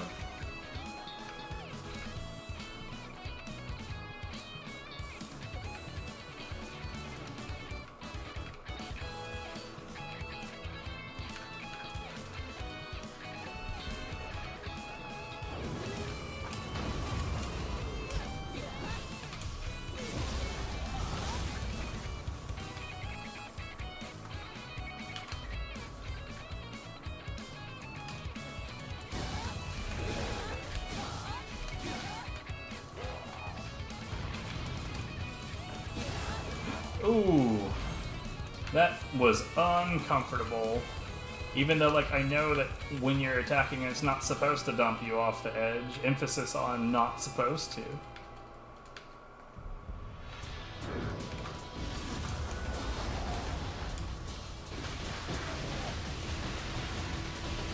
Later, buddy.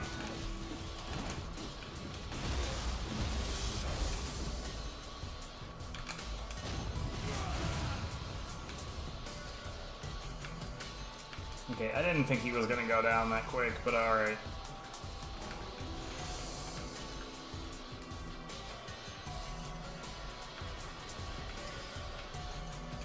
Like, Nintendo's gotten on my last nerves when it comes to, like...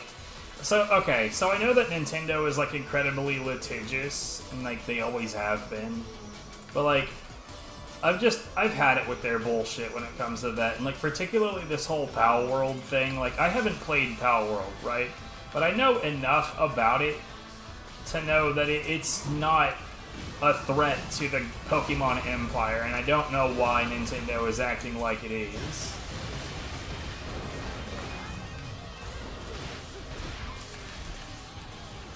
The whole situation is dumb, and honestly, all it's really done is made me resent Nintendo.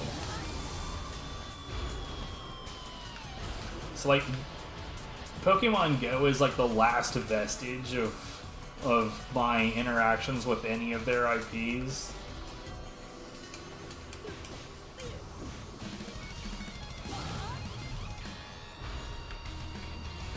And like, the only reason I still fuck with that is because, you know, I kind of have to let you get out and be active for my health. And it's a pretty easy motivator to get myself to do the things I'm supposed to be doing.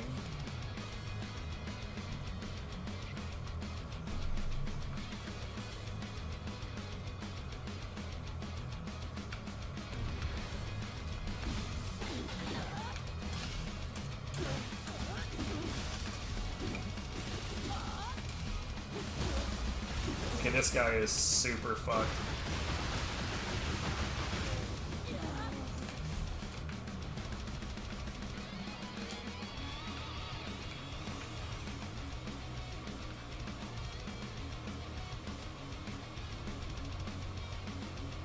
Well, yeah, it's Pokemon Go.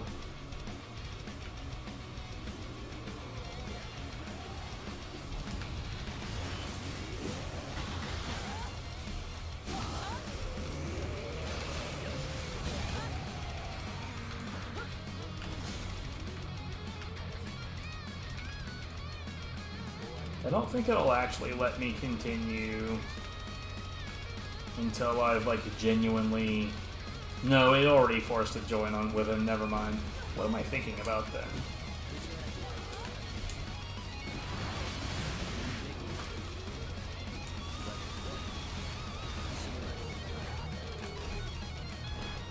That's fair. I'm not like much of a mobile gamer myself.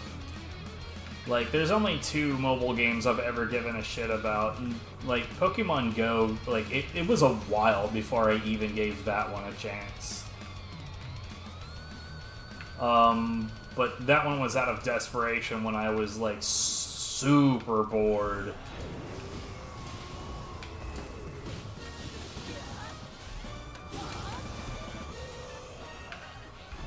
And the only other mobile game I've ever cared about was Final Fantasy Brave Exvius, which I maintain is a good game. But, and there is a valid but,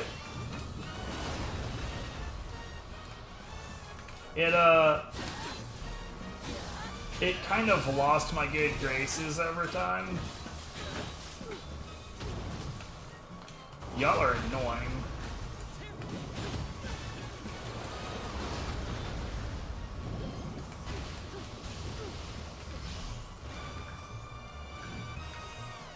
Yeah, it still is. Still is.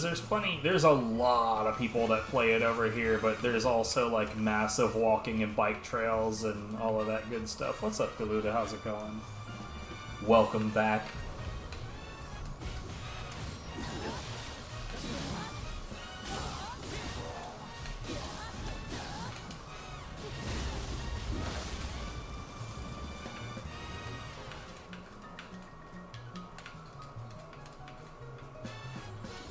But yeah, that's part of the reason I still fuck with it, is because, like, I have to, like, go out and get my walking and bike riding in. Like, I do deliveries on my bike for money, and coupling that with Pokemon Go, it's just it's a good natural pairing.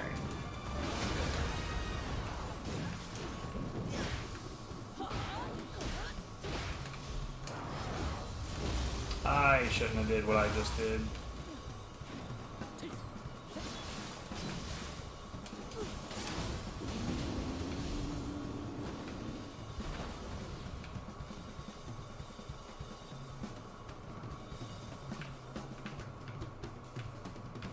Well, if you recall, I had 18,000 hours on God Hand. But yeah, Nioh 2's pretty decent.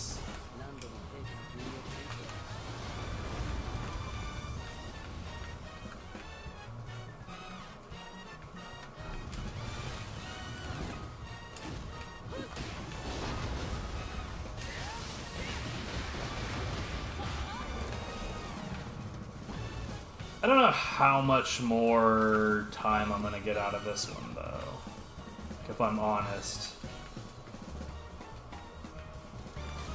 Ah, you preferred the higher difficulty, then. I don't think it's a hot take. At first, I preferred Nioh 1 as well, but, like, the gameplay variety, I think, is better in this one, but the difficulty and challenge is certainly higher in the first.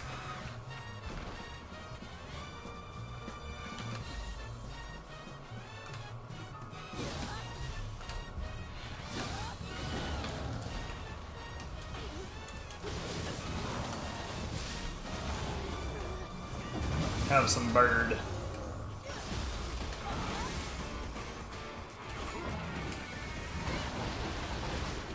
Continue having some bird.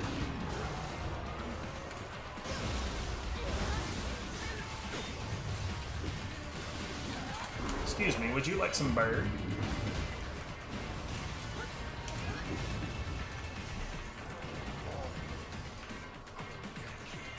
But yeah, I did quite a lot on the first Nioh as well. I don't quite remember how many hours I had when I stopped. I want to say 1,300. That could be total bullshit.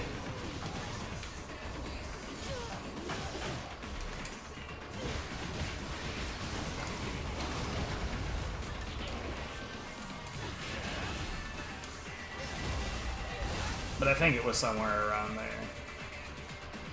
Look, when I really like a game, I glom onto it way too hard. That's totally normal for me.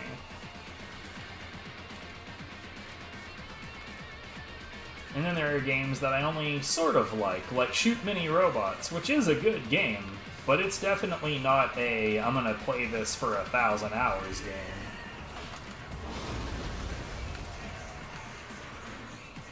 Ah, I see.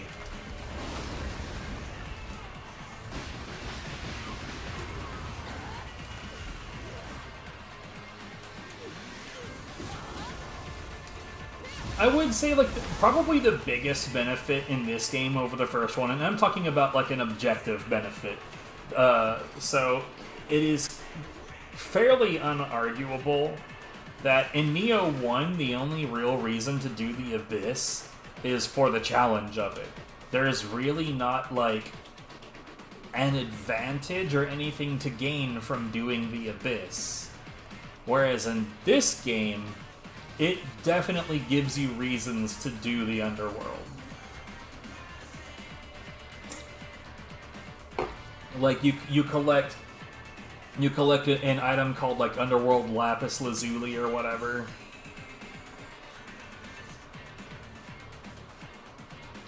I mean, but it's just a bow. And, like, you essentially have infinite arrows anyway.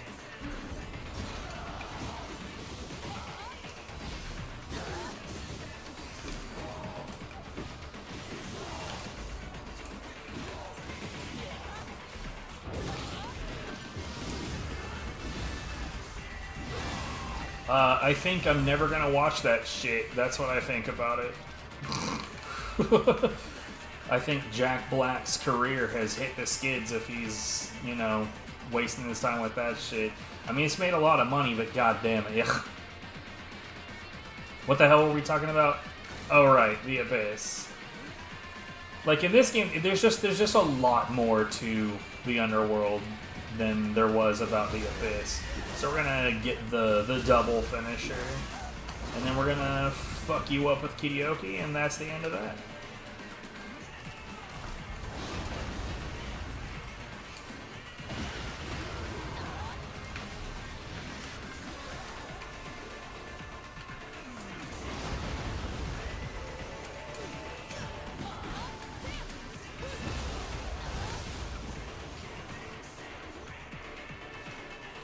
Like, I hold this, like, really intense belief that if I spend money on garbage movies, then I have no right to complain when they continue to make garbage movies. Yet, like, people will complain that, like, oh, Hollywood just puts out the same crap over and over, and they haven't had an original idea in ages, and, like, factually accurate. But then people will, like, go watch the fucking Minecraft movie. Like, the exact same group of people will, like, with no hint of irony, go watch the exact kind of thing that is the schlock they complain about.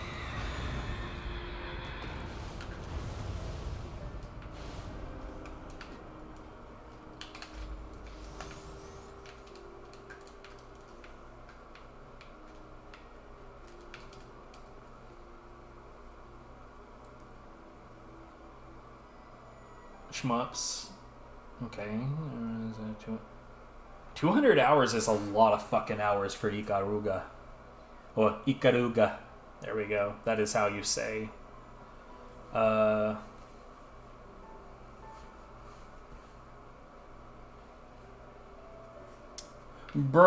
like, I genuinely do not understand why anybody gives Disney money for these live-action shitpan movies. I don't get it. Like, that's gotta be, like, you know, train wreck material, right? Like, it's horrible to watch, but difficult to look away. Like, rookie hours, I would never say that to you. Like, it depends on what game you're talking about. If you only had, like, 200 hours in Nioh or Nioh 2, I'd say, yeah, you're probably not hitting the upper echelon yet. But, like, Ikaruga, 200 hours is a lot of hours. Because, like you said, it's a short game. Like, a 1cc on Ikaruga is, what, like 30 minutes?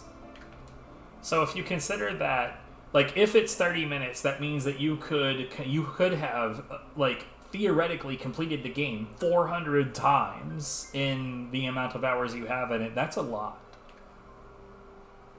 Whereas, like, if you wanted to complete Nioh 2, if you wanted to complete it, start to finish, especially when you include the DLC, and especially when you include, like, how many variants of ways that you can play the game, expertise requires a lot more hours. You love hearing me trash bad movies. Fair enough.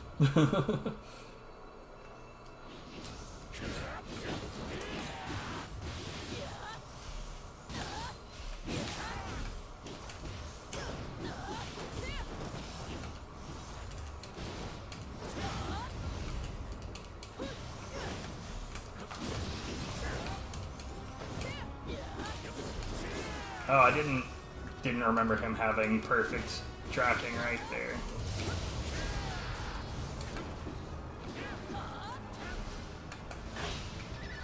Eat shit. Yo, what's up, Panda?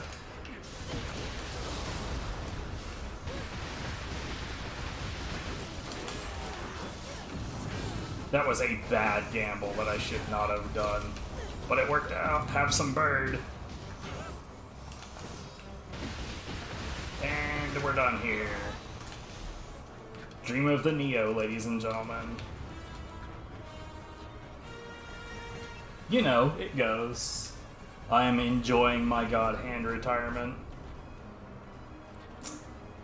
And I'm like genuinely tickled at how many people don't believe me.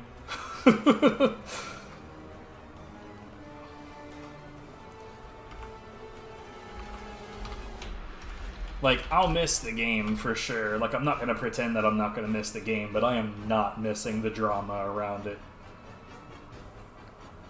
I will never touch Sekiro because it's Activision.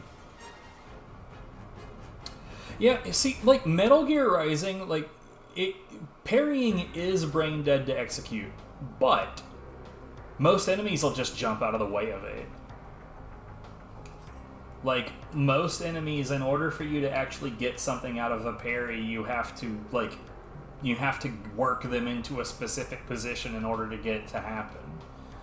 But, like, in terms of just defending yourself, yeah, it's pretty brain dead.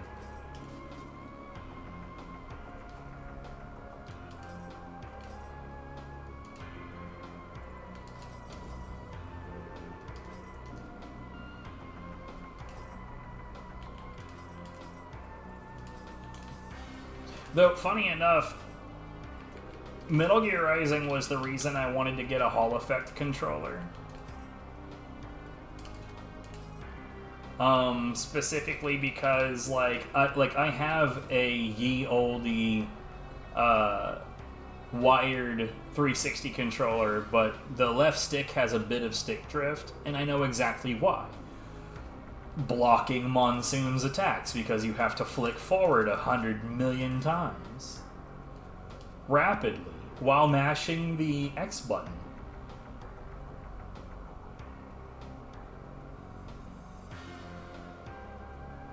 Dude, okay, so when you're actually doing, like, Metal Gear Rising speedruns, I am sad to report that most of the boss music sucks ass. Not because I don't like the tracks, but because the way that you... For instance, let me give you an example.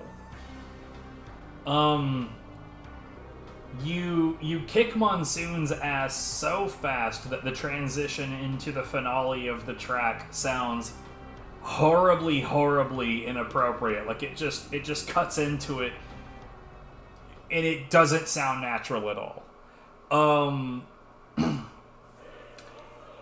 Red Sun, when you're fighting Sundowner, you do not do the progression at all. So you don't actually hear, like, most of the track. I think probably like my favorite track in the game, in the form of the speed run, has got to be Collective Consciousness when you're fighting. I think that's Metal Gear Excelsior or Excelsius, the one near the end of the game. Because no matter what you do, you are going through the progression of that track. You'll go through it quickly, but you will go through it. And that makes that track actually play way better than the rest of the tracks in the game do.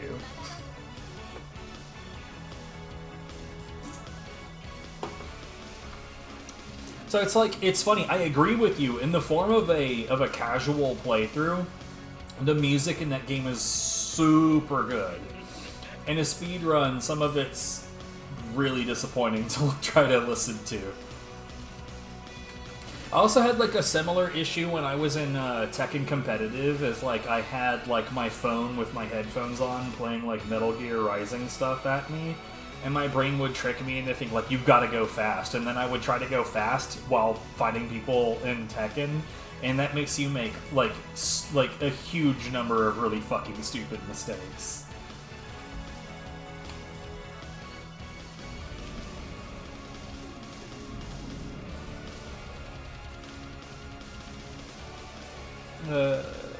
What game? Yeah, let's do this.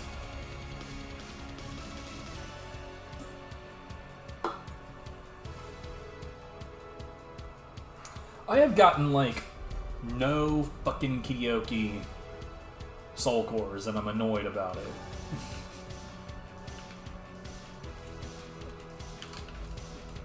By the way, if anybody wants to suggest or request a weapon that is not dual swords, I do take weapon requests.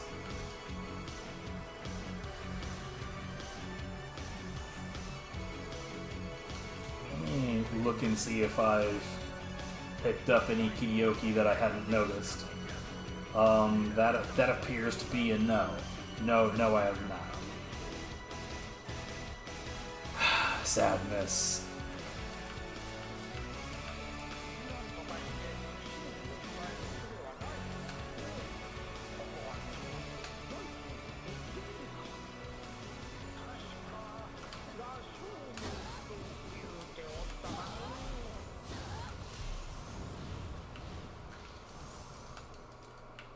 Yeah, you really, like, based on what I just described, I fully agree with that, having, like, more relaxed music while fighting, because if you have music that makes you feel, like, pumped and, like, you gotta do stuff that's, like, fast and shit like that, like, you are gonna fuck up a lot.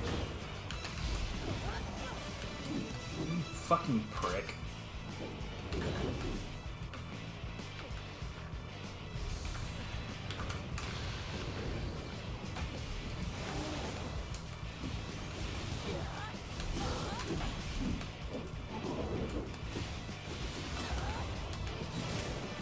Of course.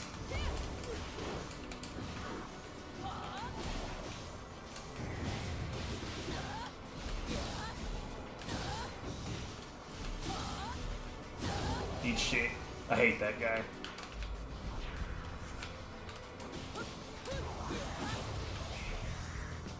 At least second best in the US. I mean, you know, fighting games, bro. Wait, what the hell is... Oh. Oboro Gurumo. Okay. For a second I was like, what the fuck is Kasha doing in there? This isn't the randomizer? I mean, it's because I'm dumb.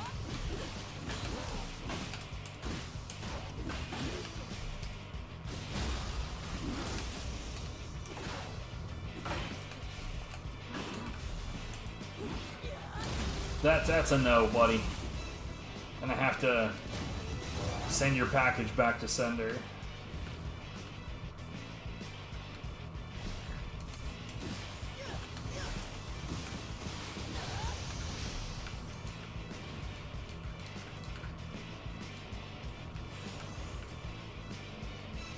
I'm not a fan of most fighting games. I used to really like Tekken, like back when it like had, you know, martial arts in it, like a lot more martial arts, but these days, bruh, like looking at the most recent Tekken, Which, I don't know, you could tell me, like, oh, the last one that came out is Tekken 59, and at this point I'd just be like, okay. But, like, the most recent one makes me sad.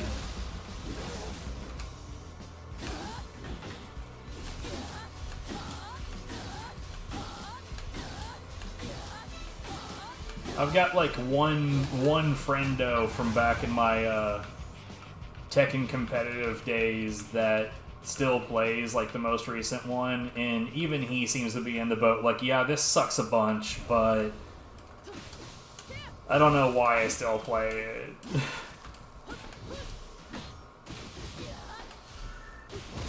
I thought Marvel vs. Capcom 2 was a considerably better game than Marvel vs. Capcom 3.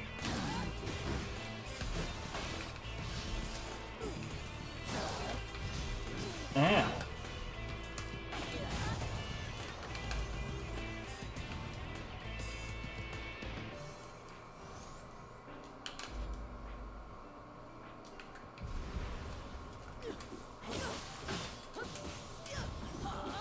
But I'm also that, like, granddad that's like, I think Street Fighter 3 Third Strike was a considerably better game than Street Fighter 4.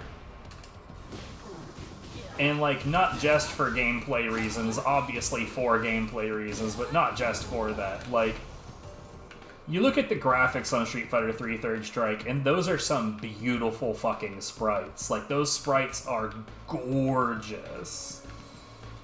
And then you look at the, like, soulless, like, whack-ass 3D graphics that they slapped into, Street Fighter 4, blech. Blech, I say. And I feel the same way about Marvel vs. Capcom 3. Like, the 3D graphics don't have nearly as much character as the sprites do. Having said that, I know that sprites are more resource intense. And for any of you that didn't know that, yes, genuinely, they're far more resource intense. But, like, God, man, they look so much nicer.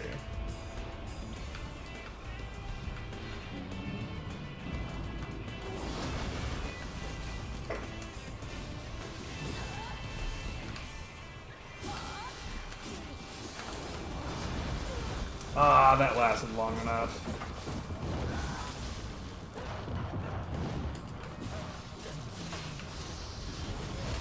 You fucking dick licks. Okay, you know what? This cunt with his bow and arrow has gotten on my last nerve.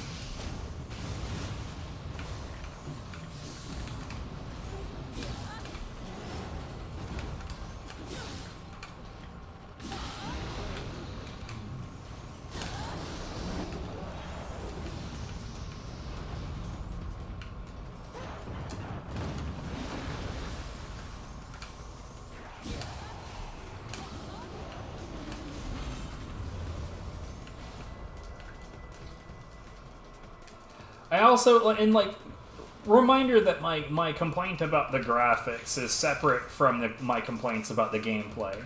I feel like Street Fighter 4's gameplay was just a lot more straightforward and bland than Third Strike, but then again, I'm not like I'm not a particularly experienced player.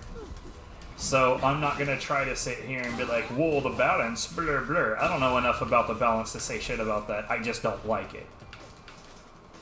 But like in Marvel vs. Capcom 3, it's Infinite's the game. Like that one I genuinely don't understand how people find that particular one interesting.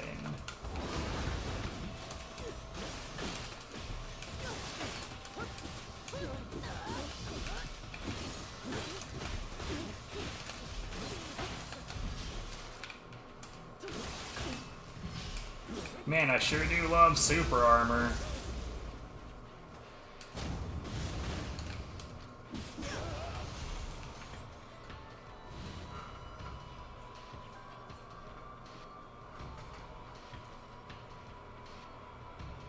Tatsunoko vs. Capcom was pretty sick.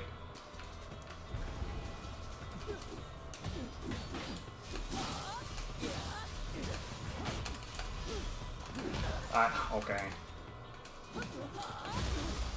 How'd you feel about the sequel?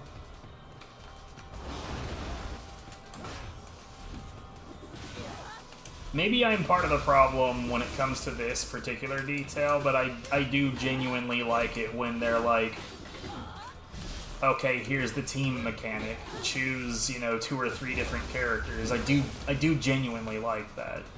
I'm trying to remember what the hell was my team? Because it's been so fucking long. I know that, like, one of them, the guy's name started with a B. And the other guy had a super long sword. Wasn't there a Tatsunoko vs. Capcom 2? I feel like there was a second one. Batsu, yeah, that was my boy.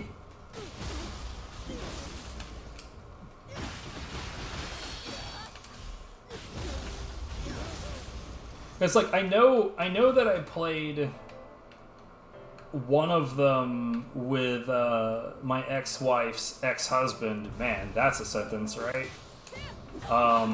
We played a fair amount of that. And then I also worked at a retro arcade where there was a distinctly different Tatsunoko vs. Capcom in our arcade.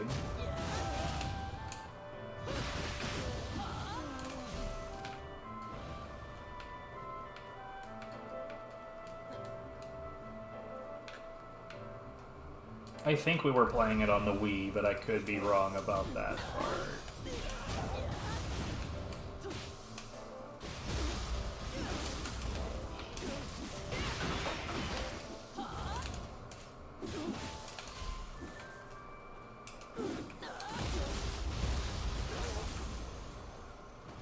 That whiffed parry was a missed input. Because I'm bad.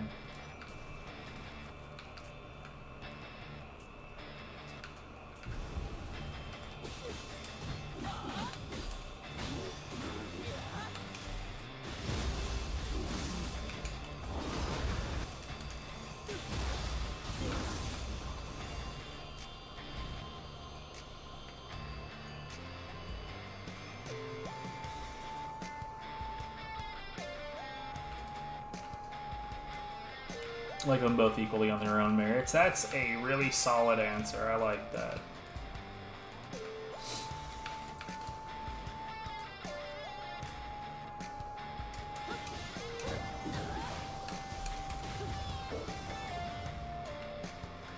Because that sounds like you have some genuine, like, nuanced thought to what you said.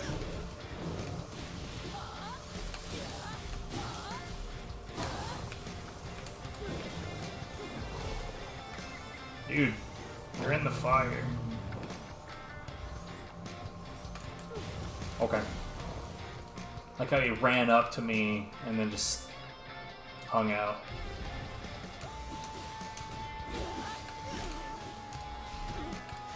That's not what I wanted to do.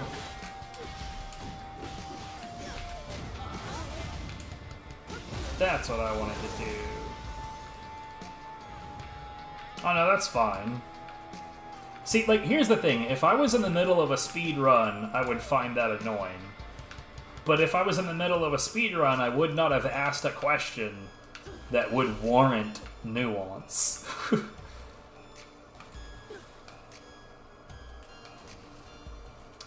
Yeah, so the first Marvel vs. Capcom, like, and I think anybody who's played a fair bit of that will agree with this. The first Marvel vs. Capcom is just like an okay lol kind of game. Like, here are these people that we threw together.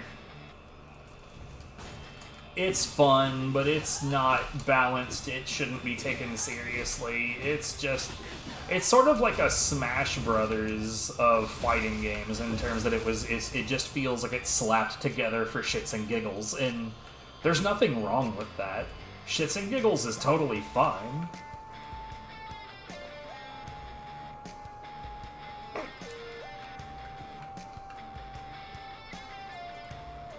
Like, there's only something wrong with, like, a completely unbalanced mess like that when the reason it's unbalanced is... Like, let me put it this way: if the game is taking itself too seriously, and it's obvious that they thought that they did a really good job, that's lame. Sit down, bitch.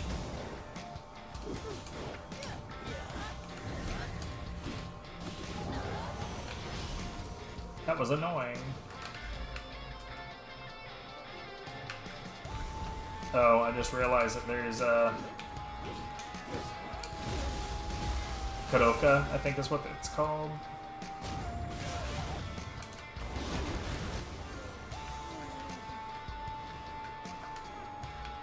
Oops. I whiffed.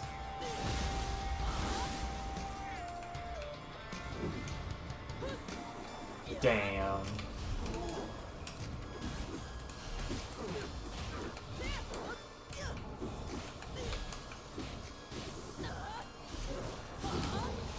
Quit jumping around like a dickhead.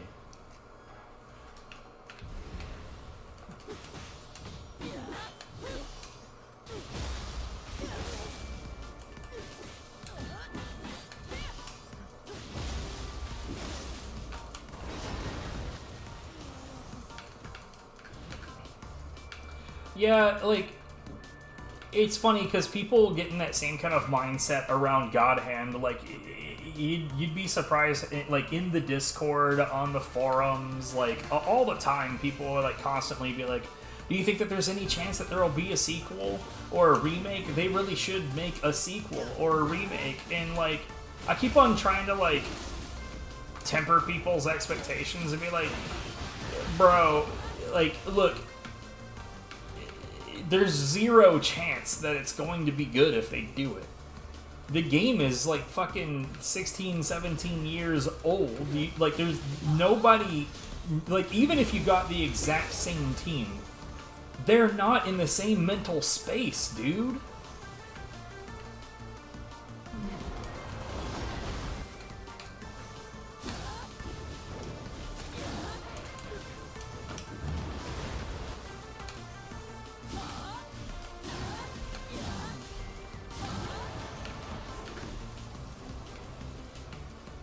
But like the same shit comes up all the time, and like it doesn't really matter how much I try to quell the nonsense. It always comes back. Oh no, yeah, like so for the emulator, there's a 60 FPS patch, and it's super bad. Excuse me, sir. Could you stop?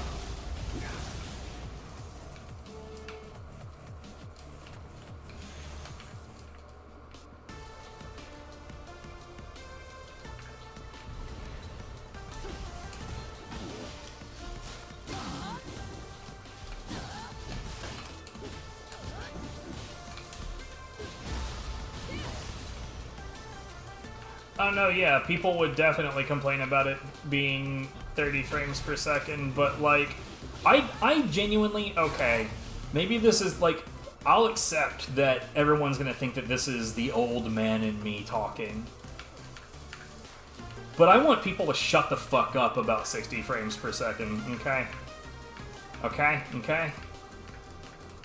Like, if a game's natural state is 60 FPS, then I get complaining, like, why is this suddenly not 60 FPS? Or, like, why is the PC version in the Xbox Series X version 60 and the PS5 version is 30? Things like that. I get those complaints, but God Hand has always been 30 frames a second.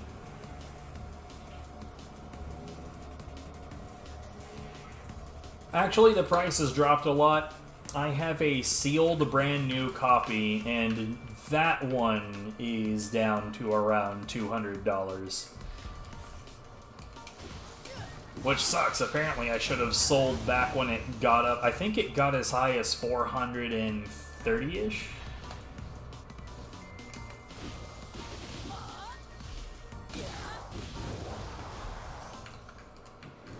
This is via price charting.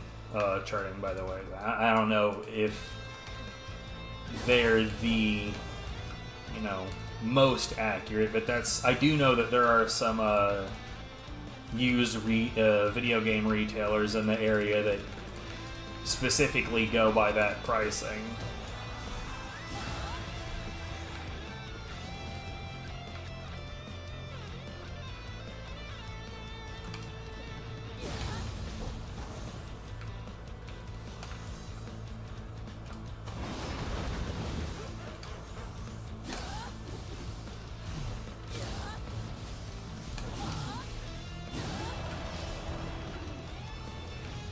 Oh, well, I mean, I'm not going to blame them when it comes to God Hand. And the reason I'm not is because God Hand was already, trending upwards because it was increasing in popularity and becoming harder and harder to find. And then COVID happened, and, all retro gaming got to the point of being, stupidly expensive because everybody needed video games all of a sudden. Imports, actually, the Japanese version of God Hand is super easy to get. It is ridiculously easy to get the Japanese version. And it's because the Japanese version is, well, frankly, it's not very good.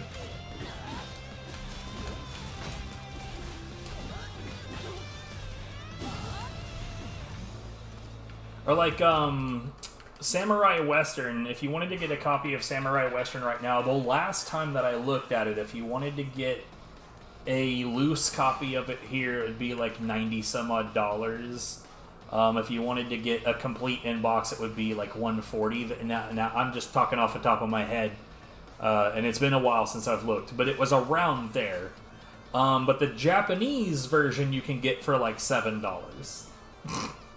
And I can tell you for a fact now, while the Japanese version of God Hand's not very good, the Japanese version of Samurai Western is a horrible piece of shit. It is genuinely, it feels like a wildly unfinished game.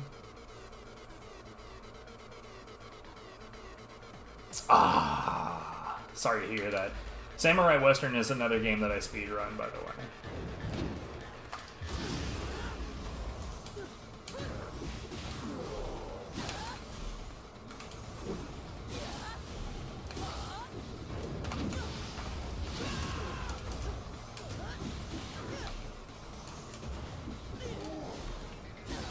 Are you shitting me right now? I hate this guy. I really, really, really, really hate this guy. So, let me give you a quick rundown of the differences in Samurai Western from the Japanese version to the US version. So in the US version, when you get full master mode, which is sort of like the same concept as the God Hand meter, you can pick up items to fill that bar, just like doing basic combat fills that bar. Garuda. Mate.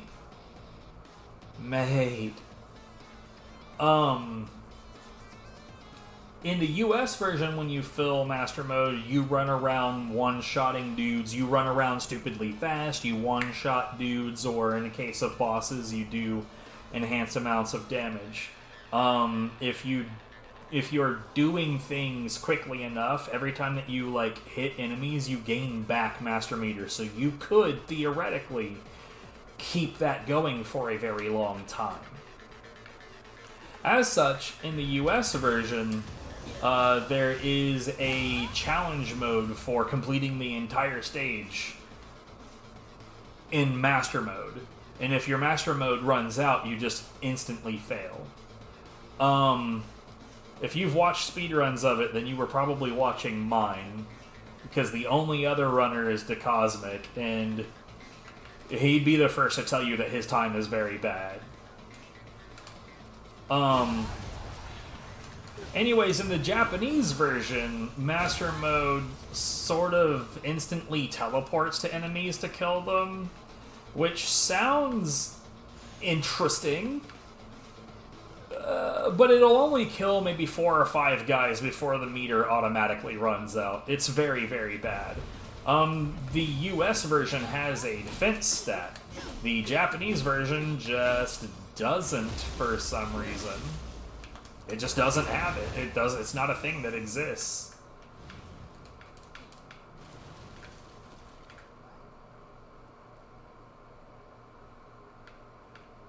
That's even expensive compared to God Hand. Like I said, God Hand's come down, so I'm not, like, fully surprised at that.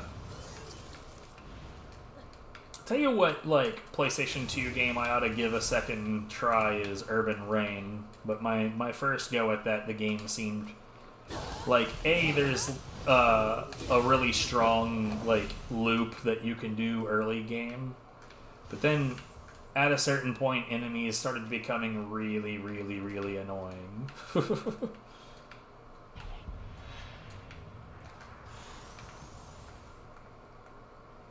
This sack of shit threw a fucking rock at me.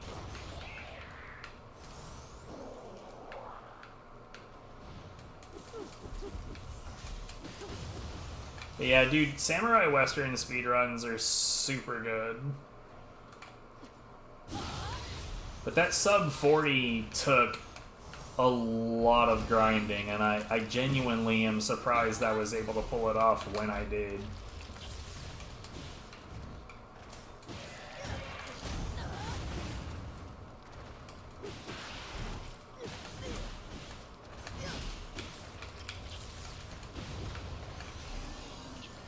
Because, so that run was completed in the, like, I can't remember what the room number was, but it was in a room at an Extended Stay America in New Jersey. And that place fucking sucked.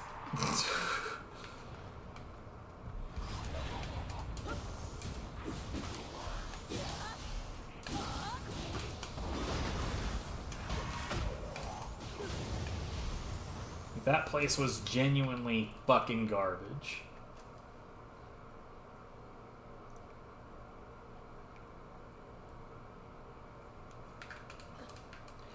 You know, my entire PS2 library is on one of these guys. Well, not one of these guys. Actually, hold on. It's not on a thumb drive. It's on the SD card in the thumb drive. So, like, yeah, like I have physical copies of stuff, but I don't play the physical copies. That's madness. If you know what you're doing, you're certainly not playing your physical copies. Like, come on.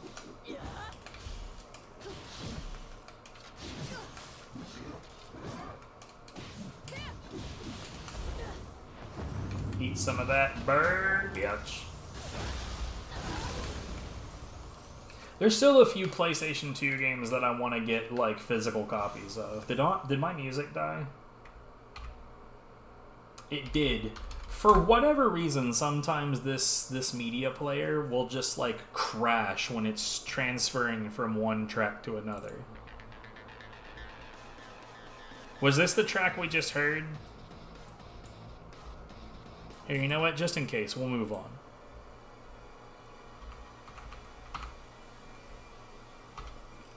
I have a theory as to how I can make it not do that, but for like it sucks because like there's an update to that program, but the updated version of it doesn't behave at all like I want it to. But the crash is fixed.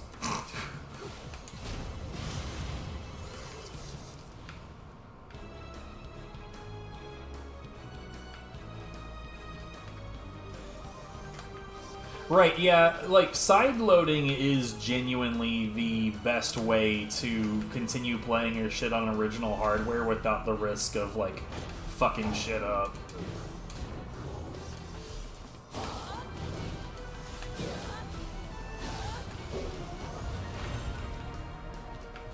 Like, I highly, highly recommend finding a way to sideload games on the PlayStation 2. And even though there's like recent evidence that OPL doesn't necessarily play video games, it doesn't play games super accurately. And like, what I mean by that is like, so in God Hand in particular, for whatever reason, it affects some of the RNG, and item drops were more common than they should be.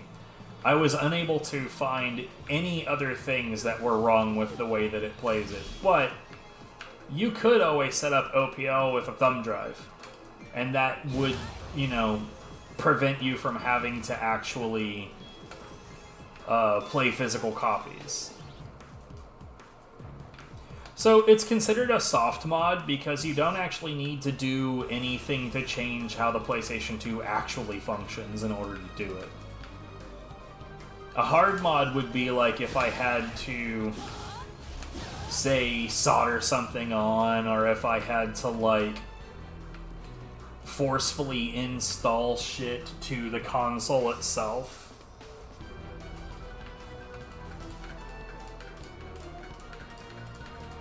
But, like, the hard drive bay is supposed to hold hard drives. There's nothing unnatural about that.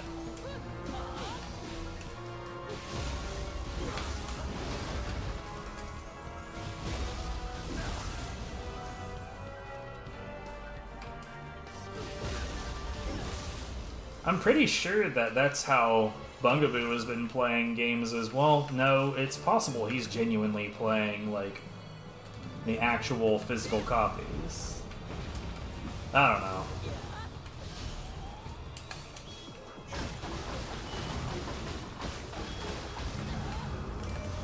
That was an interesting sound.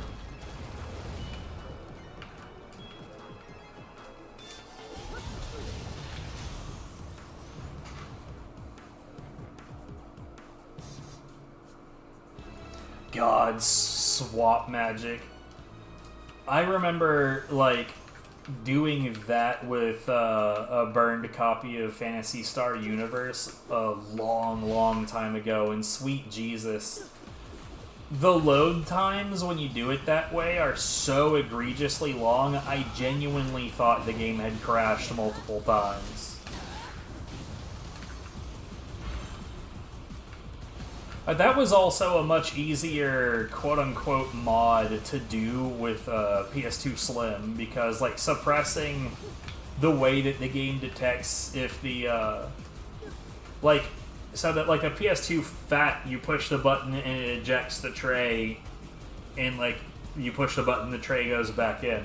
There is a way to suppress, like, the game. Basically what you want to do in the case of a swap magic mod is you want to, for anyone that doesn't know, I'm fairly certain Galuda knows, but what you want to do is you want to suppress the console's ability to detect if it's open or not, so that it always thinks on the hardware side, or rather on the software side, the software is meant to always see it as being closed. The reason for this is that you insert the disc for swap magic, and then you eject that disc once it loads in, like, more or less the intro prompts for the console, and then you put whatever burned game you want in there, and it plays the burned game. But doing it on a PS2 Fat with the tray is complicated, and I hated that. But on a Slim, literally all you have to do is there's this little plastic, like, nod that, like, you would just, like, tape down or just shove, like, you could shove a bit of toilet paper in there. So long as it'll stay down, you're good. But, like, then there's, like, playing burned games on the Dreamcast, which was, you know, just burn a game and put it in, May.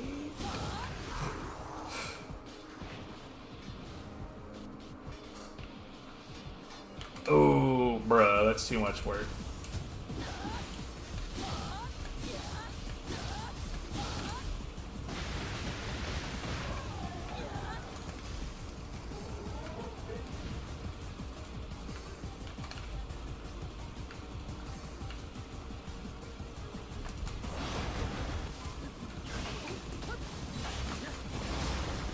How do these nerds not get paralyzed?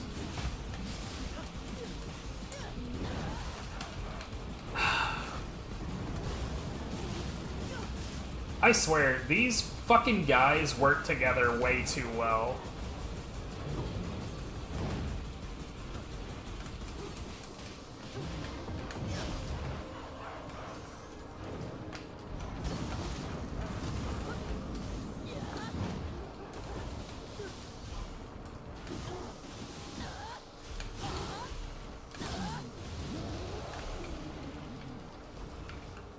When there are multiple enemies around in this game, they work together better than any two humans ever could.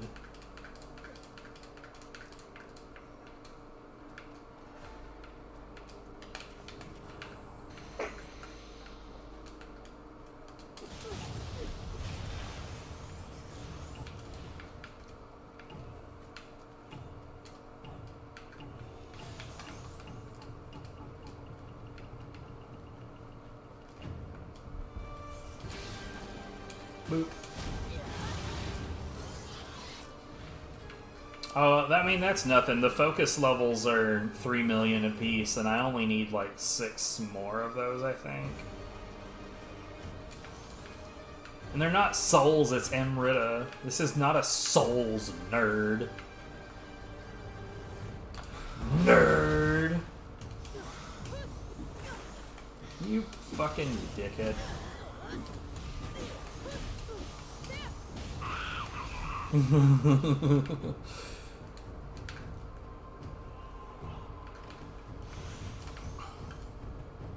Yeah, honestly, getting that number in, like, even in a single stage at this point is not super abnormal. Hell, especially if I was using the grind setup, bruh. I'd be popping fucking sake and drinking up Emrita left, right, front, and center. Hey.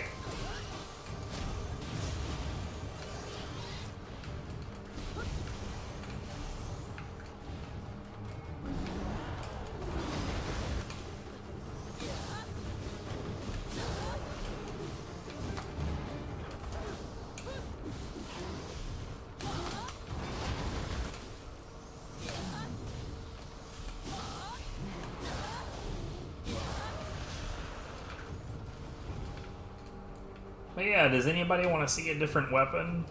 Somebody name a weapon and I'll start using it. Literally any of them.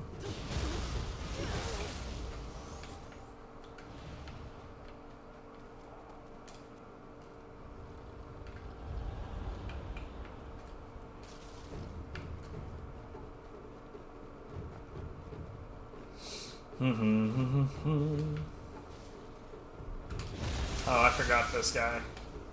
Whoops.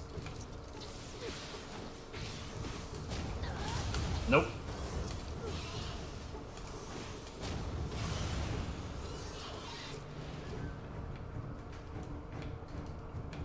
Bro, when I bought Samurai Western, I got a complete copy of it for like $15.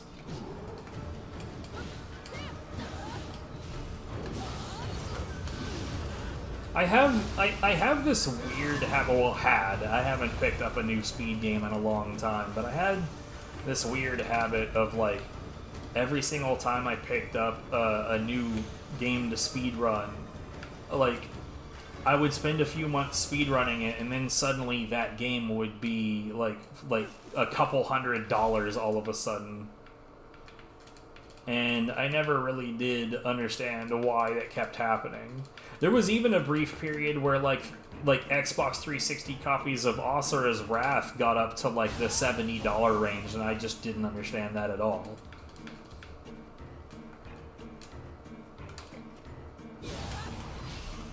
I guess it's because people didn't realize that you could purchase it digitally.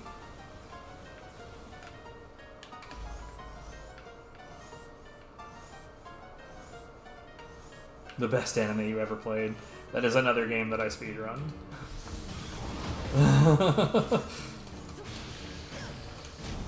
You appear to have found the right place, sir.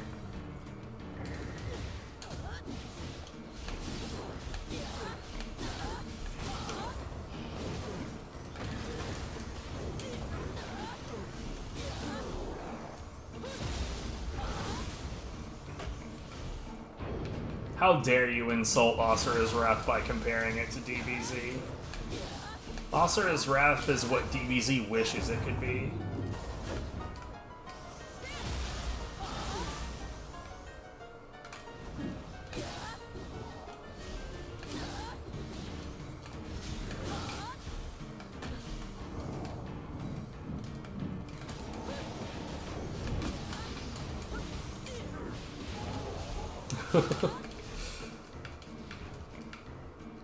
Man, I wish there was more Asura's Wrath. I know Pikachu was very sad. We will never see more Asura's Wrath. Though then again, like, it would have to be completely different characters. But I do wish CC2 had more opportunities to do, like, original IPs, because fuck me, Asura's Wrath was so good, and most of the other things that they do is licensed stuff. And pretty much all of that is hot garbage. Like, I'm sure that there's something else in their catalog that I would like, but man.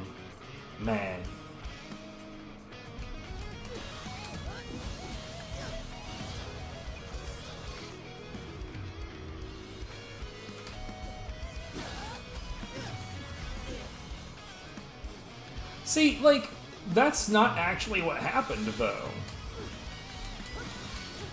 Like, that's how, like, gaming journalism spun it, and that's how the, like, people perceived it. But, like, so, here's the thing. Asura's Wrath took an awful long time to develop. And, like, when you look at the production value of all the different scenes, it's really not that difficult to see how that happened. But, like, it did run behind, and Capcom was pushing them to, like, just release the goddamn thing. Set a date where you can comfortably hit an end point and release it. So, that's why we ended up with a release that ends at Act 3. But the intention, and, like, this is another thing, is that people looked into the disc, they data dived that shit, and were like, the ending was supposed to be on the disc already, what the fuck? Yeah, it was. So, the CC2 team was like, please allow us to finish the game, and we will offer it as DLC. Which made everything look super scummy, but it, you know, it was just like a publishing deadline shenanigans, which, you know, every big company is super guilty of.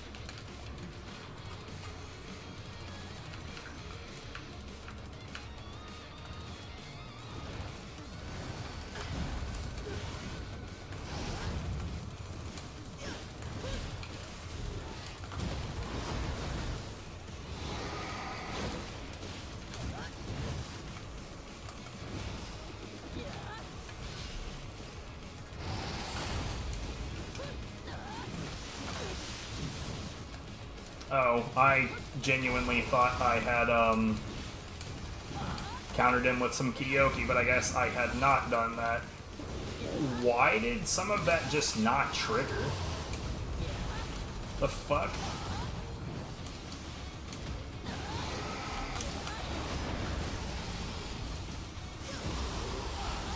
I did.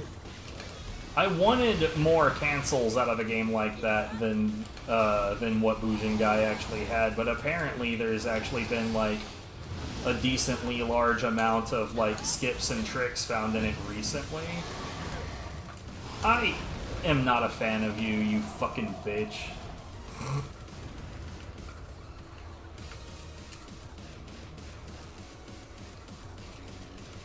Tsuchigumo, not you.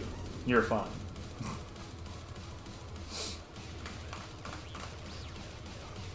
It's 4 a.m. for you. Sweet Jesus, get you some sleep. I say as though I'm not going to be up past that time. I almost definitely am.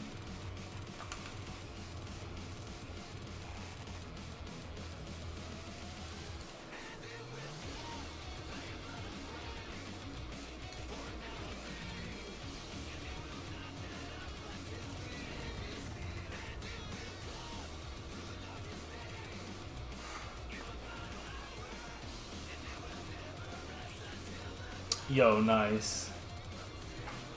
Or you know what? Since nobody's requesting a different weapon, I'm going to request a different weapon. We're moving on to Switchglaive. I can only take so much, you know what I mean? You know what I mean? Plus, Switchglaive is one of my favorite weapons, so...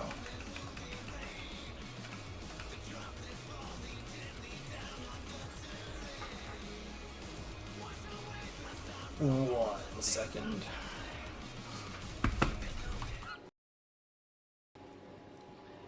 Yeah, I wasn't watching any of that. It's fine. It hasn't gone away. That's a lot of speed. And this isn't even sprinting. This is just like, I'm just walking here. Hey, I'm walking here. Oh, and I grabbed a ledge. Wait, really? Yeah, no, Splicer is listed as number 1, and then number 2 is Melrose. What the fuck?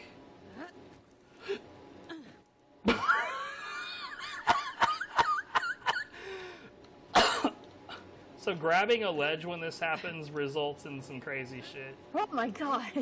I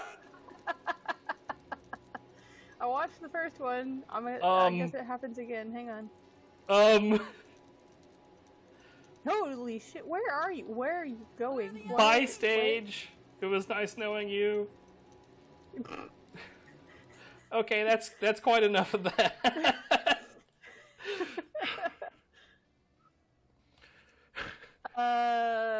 Yeah, I think you broke it. Good job, babe.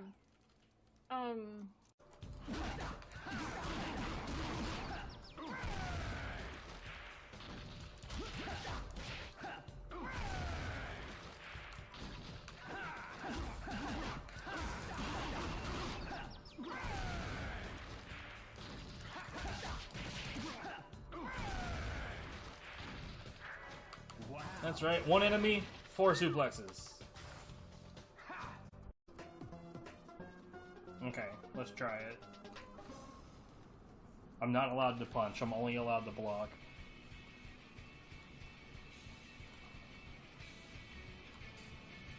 And I maintain that I'll be able to kill it without punching, with like no attacks.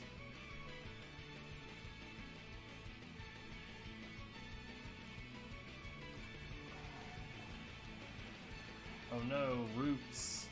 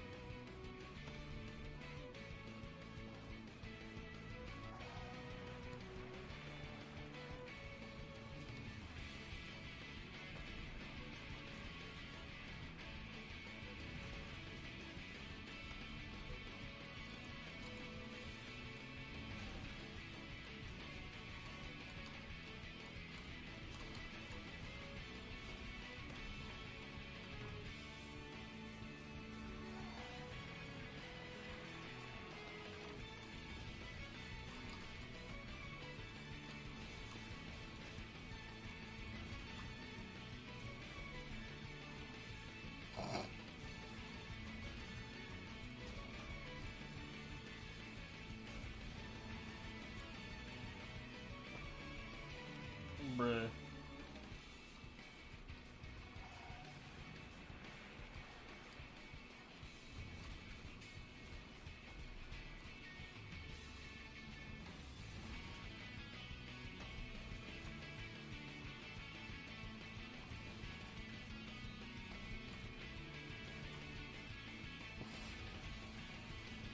This, in fact, is probably quicker than punching it. Okay. My bad. We don't have, like, proper AC in this area.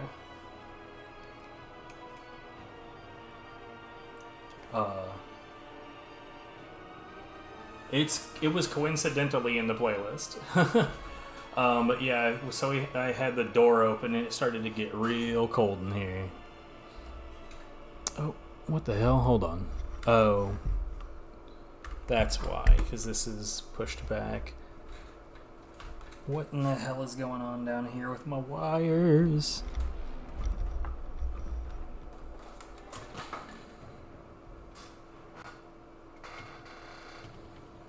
I'm genuinely not sure what in the hell is pushing on this. You know, whatever, who cares? I'll figure it out later.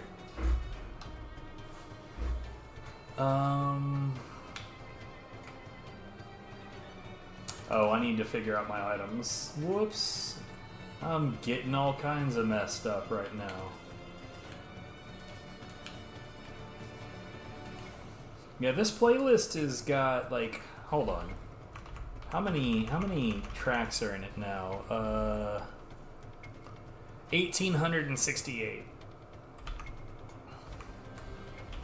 There for a while I would, like, go through a different, like, game OST one a day.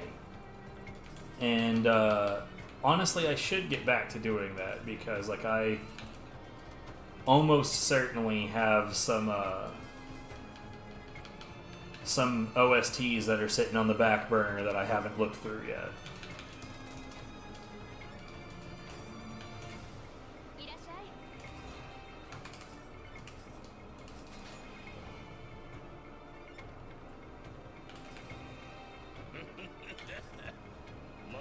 Yeah, out of all the tracks it could have played, right?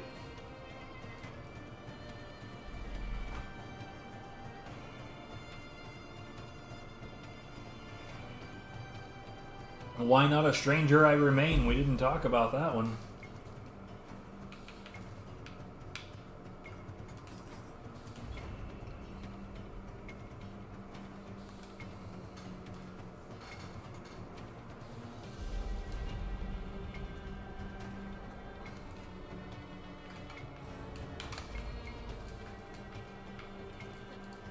You don't give a fuck about that guy.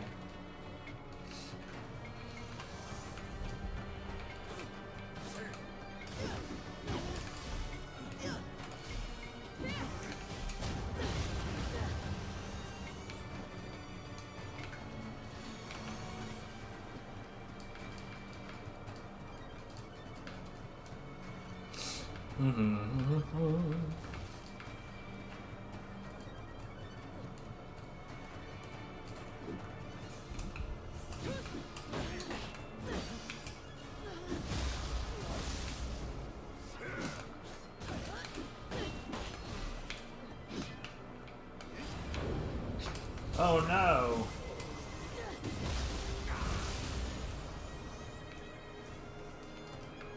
Oh, I mean, she is like the first, like, real boss. It's like Blade Wolf is a mini boss. There's really not like a whole lot of room for there to be meat on the bones there, because then it would be like too much for that early in the game.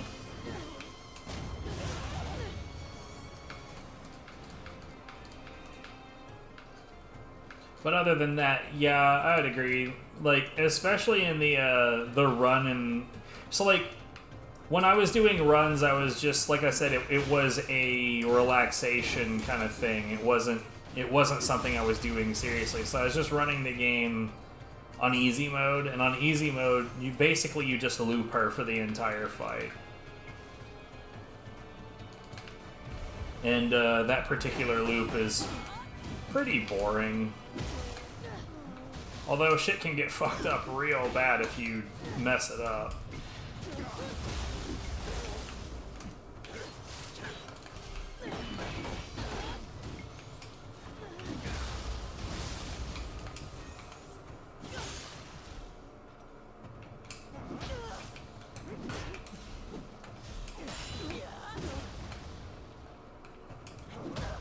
Fucking dick.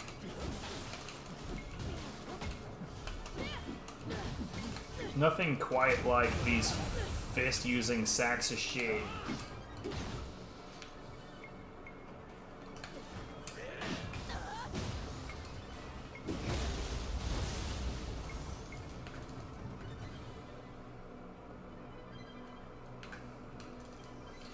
Yeah, on easy mode, the goal is to skip all of his summons. Which is a little difficult.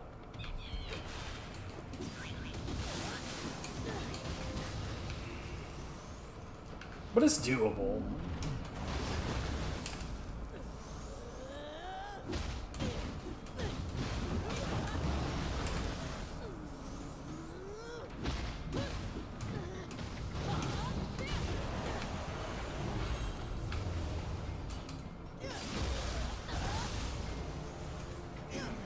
No.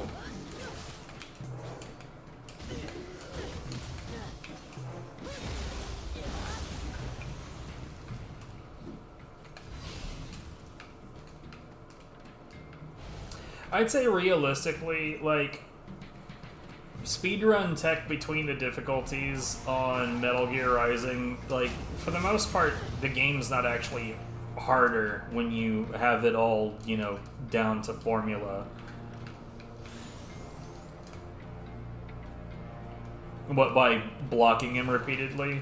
I do, but that's slow on easy mode.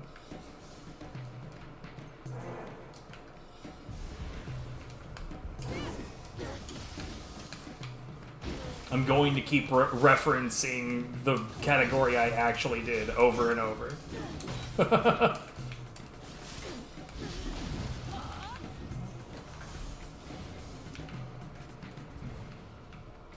But yeah, like, once you get the game down to a formula, the higher difficulties aren't really... They're not really that much more difficult in the form of a run, because, you know, it's less about, like, oh no, it's dangerous to get hit, and more like, I'm trying to go fast.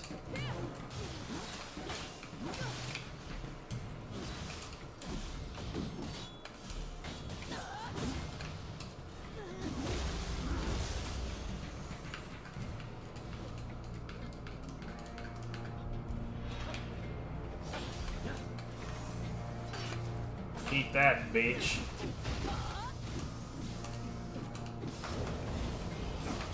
Ah, I fucked up. I'm an idiot.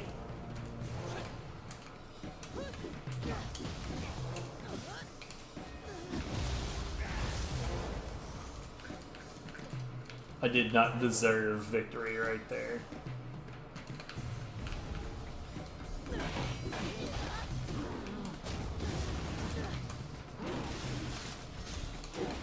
Sir, I swear to God, I am inputting an attack. Please do it.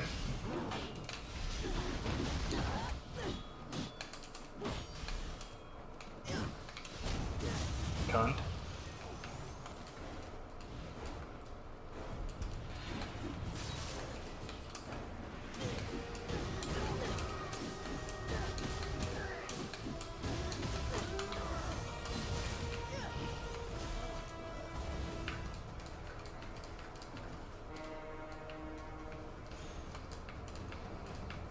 A lot of speed games are actually like that, where like difficulty doesn't necessarily make the run harder, it just makes the run different.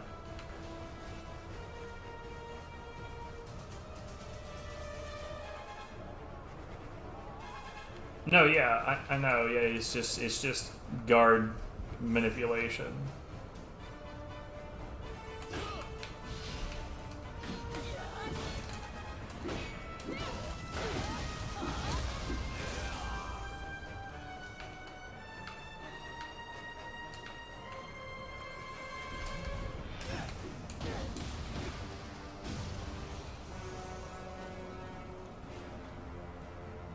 You can't help but do it anyway. Yeah, fair enough. I mean, that fight is super boring. So, like, the least you could do is do it the fast way so you don't have to be there for a while.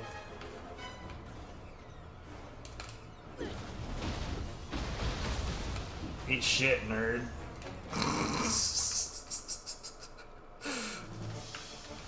That man just leapt onto the blender.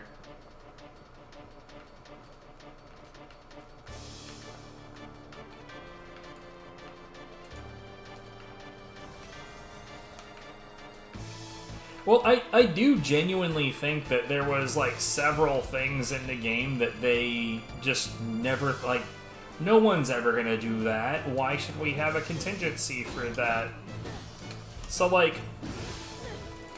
for instance, I actually tested, like, what would happen if you just didn't do the QTEs in a few places, and man, it's something else. They genuinely did not think that there was any chance in hell that somebody would not do the QTEs. For instance, on Mistral, on the finishing blow, it will give you like a goddamned year to do that input. Like, genuinely, you just sit there staring at her in super slow-mo for, like, I don't know, 40 seconds. It may not be quite that long, but it was really fucking long.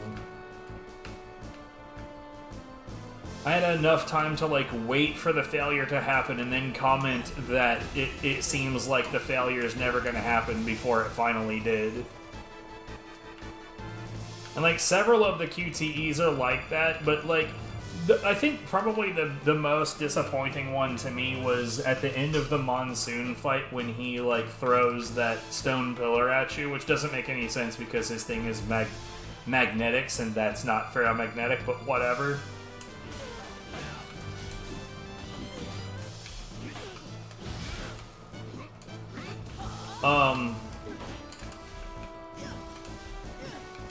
Bruh, sit down, bitch.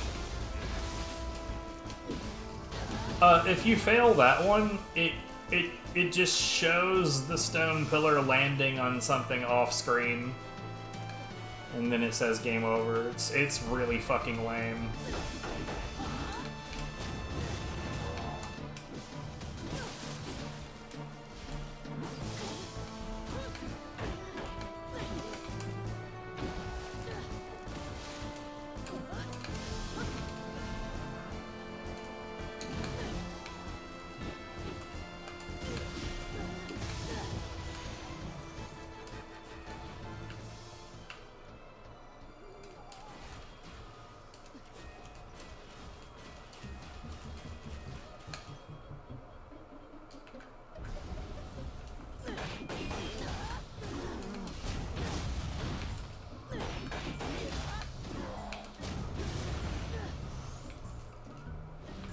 Dude, no, yeah, when you just sit there and, like, don't push the buttons and just it's pretty great.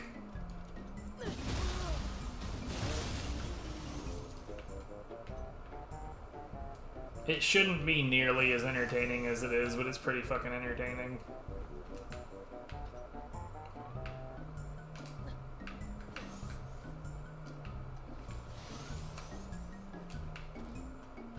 Oh, whatever, who gives a shit? So I left a yellow thing behind, a big deal.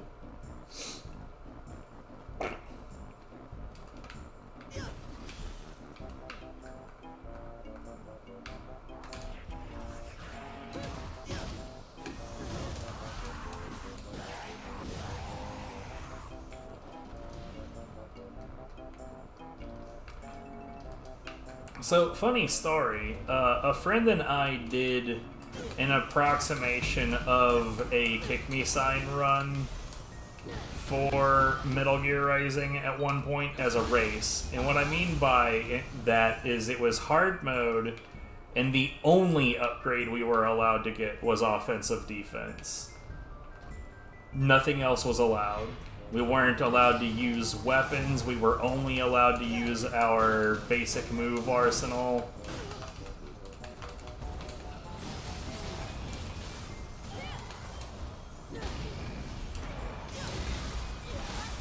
It took a while. Because we didn't, like, plan or route it, we just were like, let's do this thing. I have never lost a Metal Gear Rising race, but that one was certainly interesting. Then again, the purpose of those races isn't even necessarily for them to be races. Like we used to do those, like, once or twice a year. And it's mostly just so that nerds can hang out and play a video game together.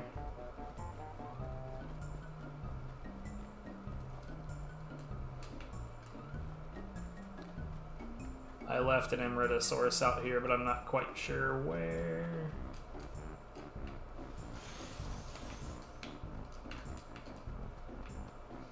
Man, honestly, the first Metal Gear Rising race that we ever organized, it was me and 4 other people. And since then, we've never done one quite that big. The race itself was a total shit show, but man, it was good TV. That one was genuinely like, I really wish that I had the VOD all pieced together. I'm not even sure you could like find all of the footage at this point, which is a damn shame.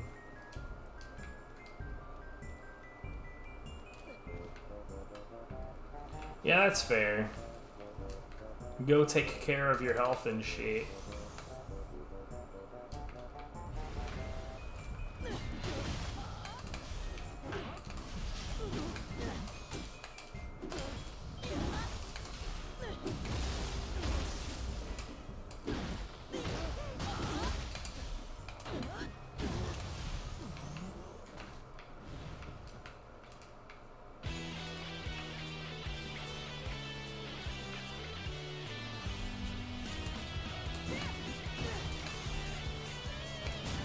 Alright, have a good one. I'll certainly be around.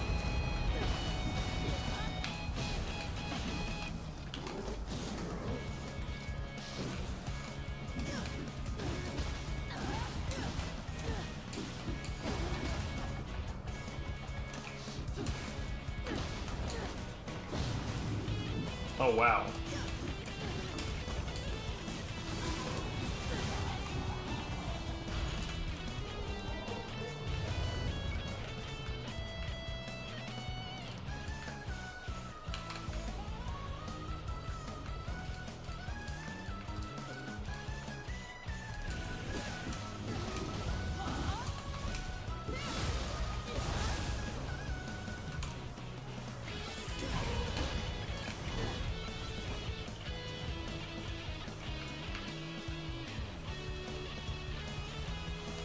Oh, there you go.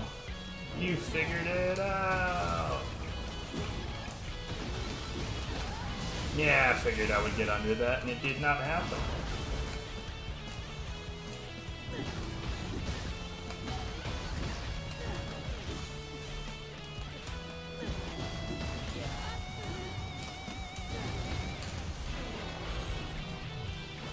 Man, paralysis sure did break his response, didn't it?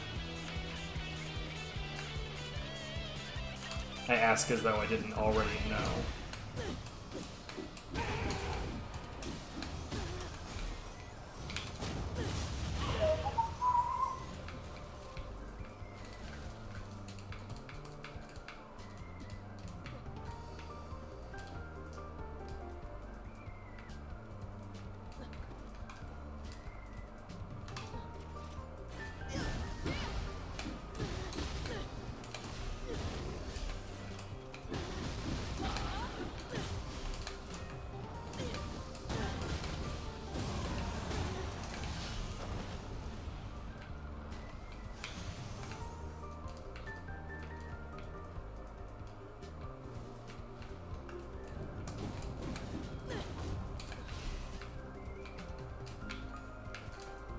Right.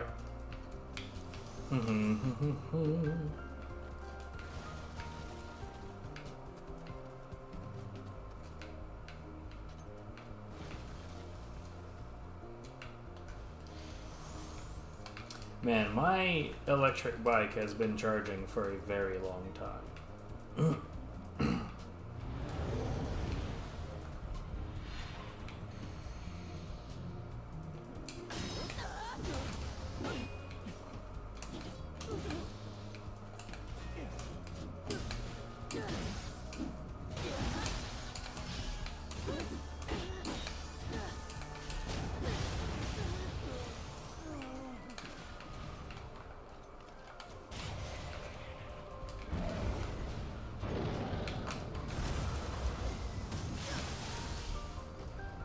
Come further this way, my guy.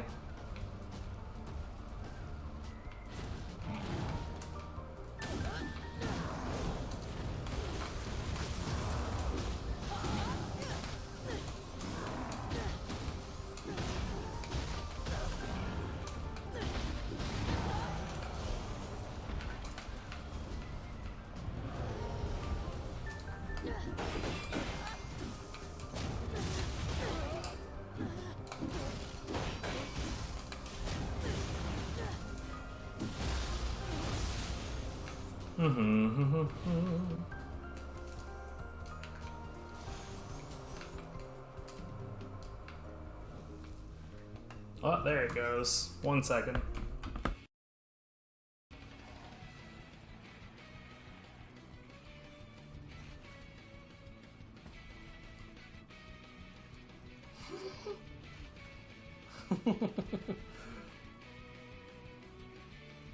It is definitely quicker than punching it. And all I'm doing, like it doesn't. It seems like you can't push it at all. Like when you're walking straight into it, when there's room for it to go, it doesn't seem like you can make any forward movement, but you definitely can.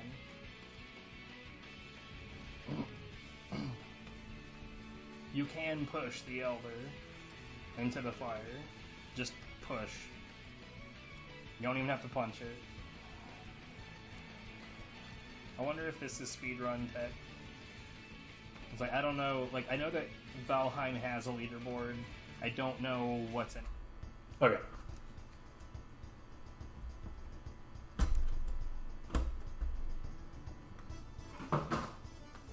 The hell? Eh.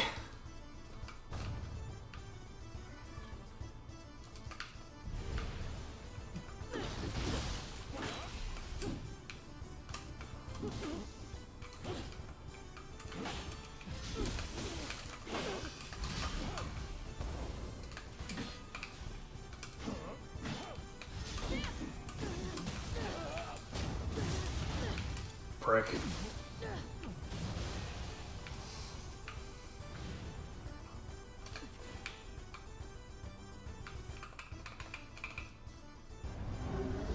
Yeah.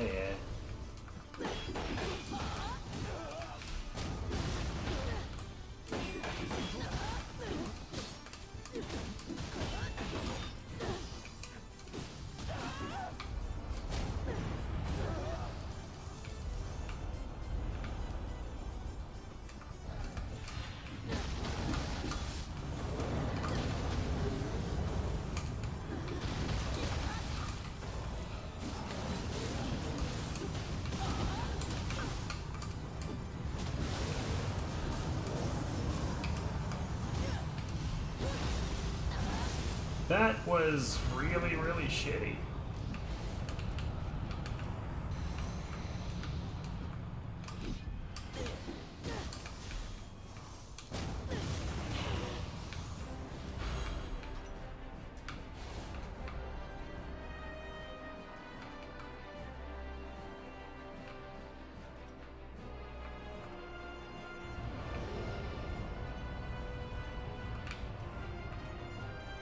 I think he's down there.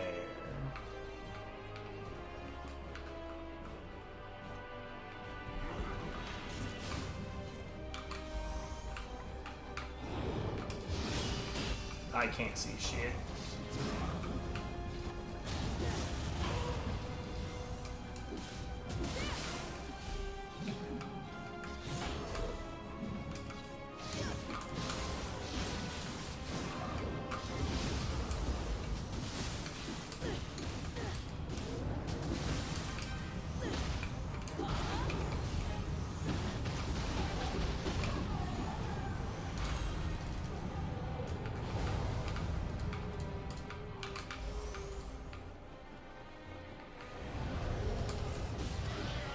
Bitch.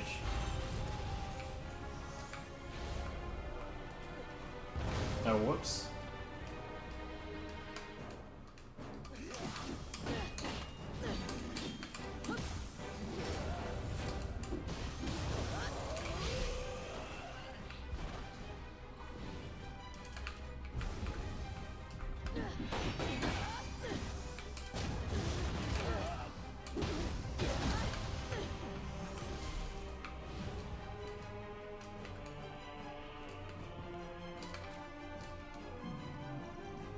Beaten to death by Dweller. Up here?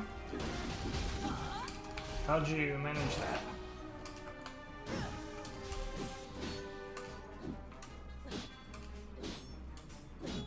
Bro, you're gonna have to come up with better than hold hammer, block and pray, don't win the day.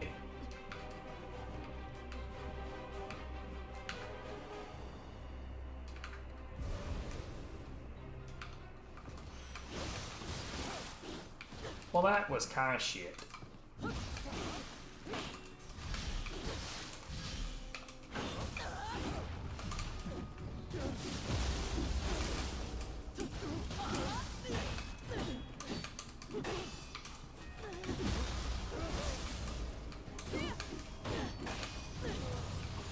Bitch.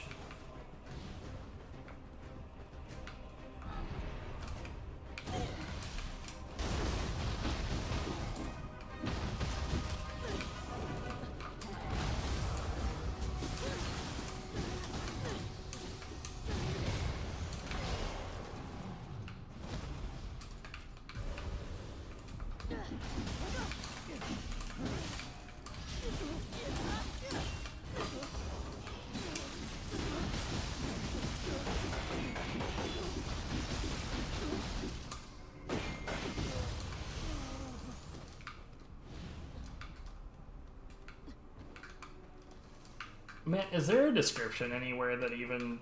Scroll of the Wise?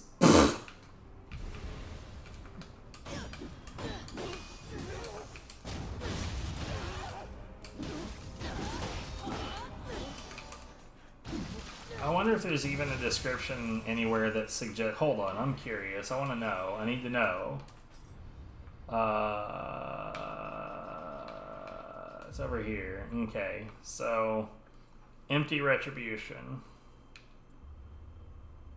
Not this shit. Where is, okay.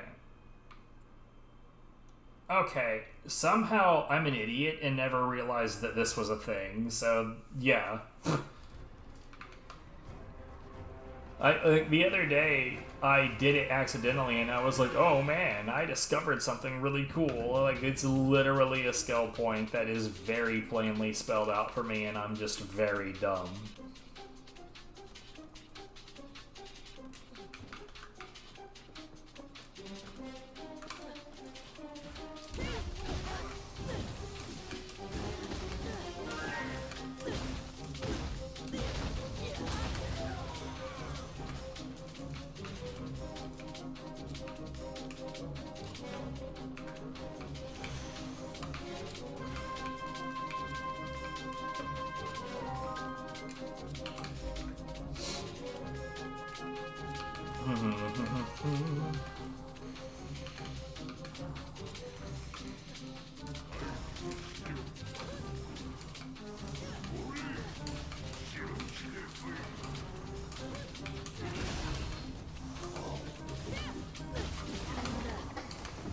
Have some bird, bitch.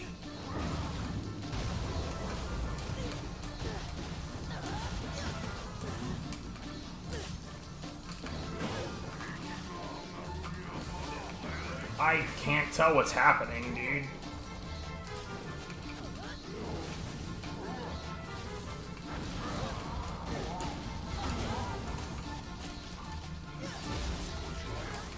Fucking annoying.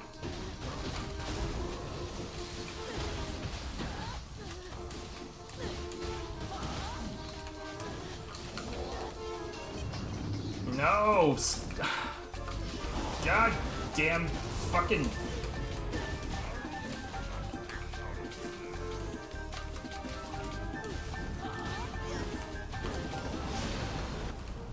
What? I don't agree.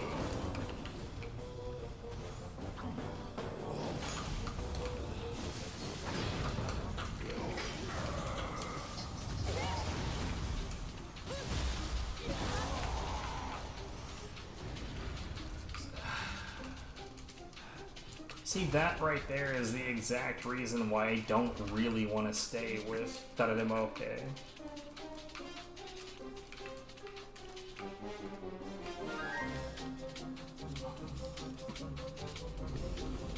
Or every time that I look at the Soul Core list,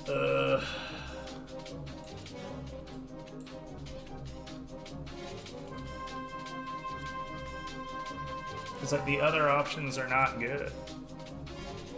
Like, Ancient Nioh Tengu is solid, but the cast is too expensive.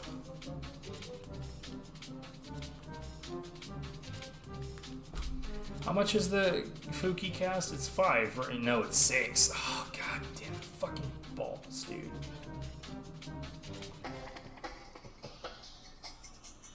If Unudo actually would, like, focus the target instead of being a drivable thing, it would be 100 times better.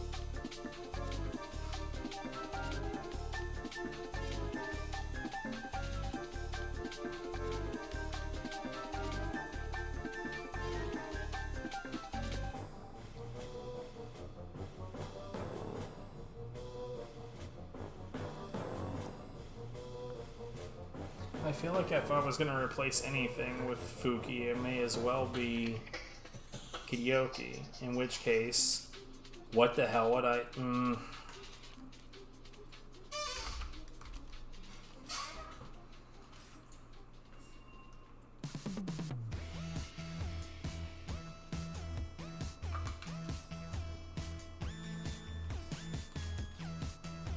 Genuinely, like, this particular form of optimization is just eluding me. On my paralysis setup, it is very clear what overall my setup should be. Well, when it comes to my purity setup, like, the only thing... The only thing that seems for certain, like Dweller is always good to have. Should pretty much always keep Dweller in for the overall utility of it. But like the truth of the matter is as good as Kiryoki is, it's not that good for the purity setup. And like there's White Tiger. But, like, White Tiger is only really good for, like, purified accumulation.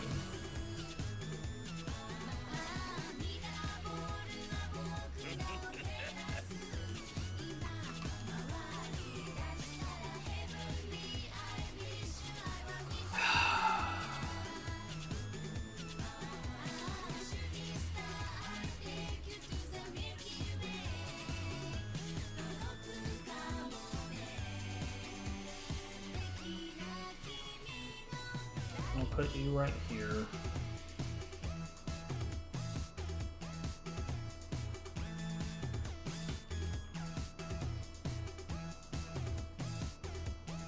You know what, like... You know what I really want to learn right now is, can Fuki slip grabs?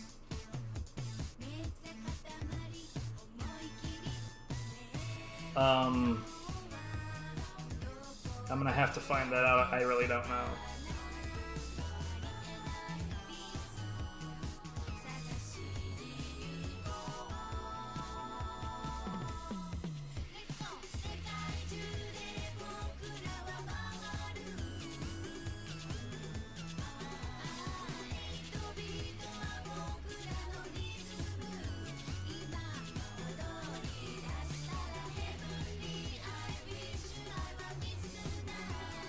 I only need 3 more focus levels and then I'll be maxed out on that shit.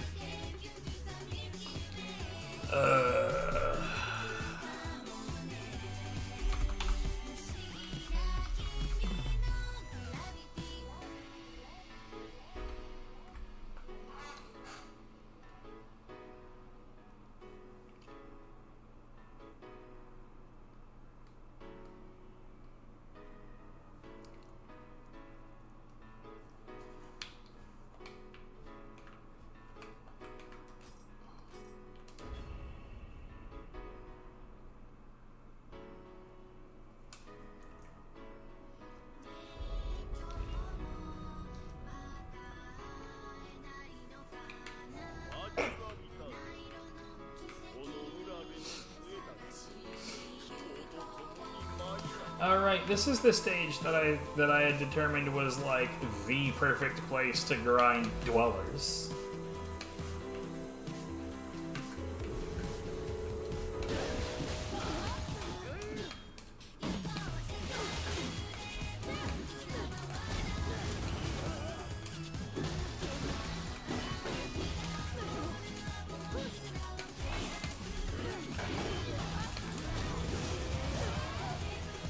Yeah, don't fuck with these guys with goddamn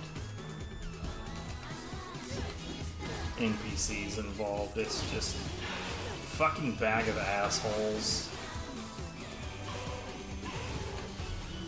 Reminder, don't try to do anything smart around these pricks.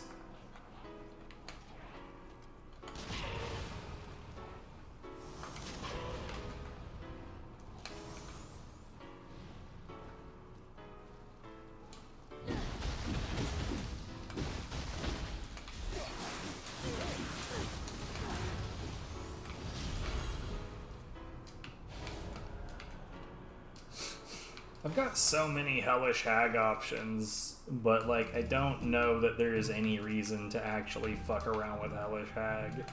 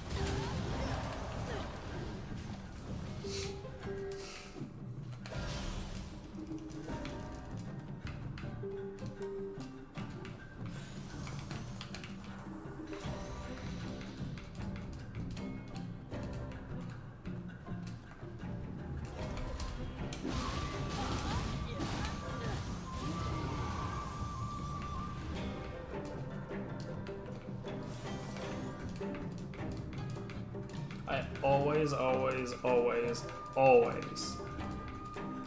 walk past this. Every fucking time, dude. Like, I never, ever remember that this gap is here.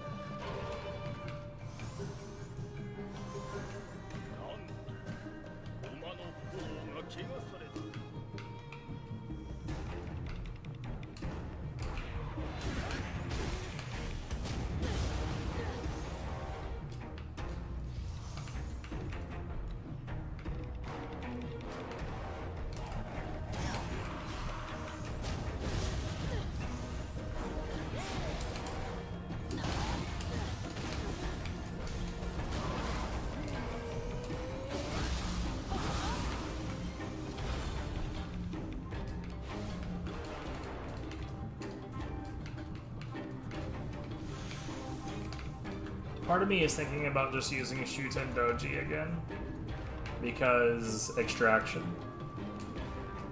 I have a Shuten Doji that has an Amrita anima bonus, and that's pretty good.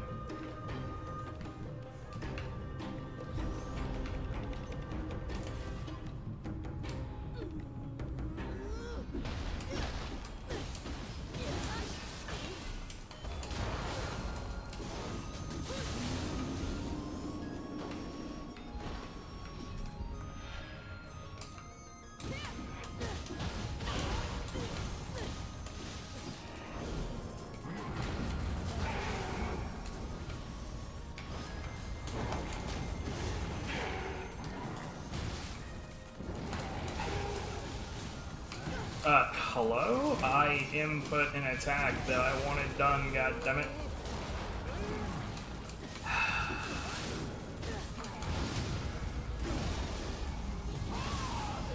Pissing shit, dude. You got a purifying arrow. I don't know why the game insists on like highlighting that like it's a big deal.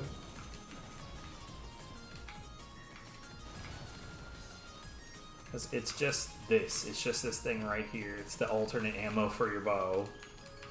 Ooh.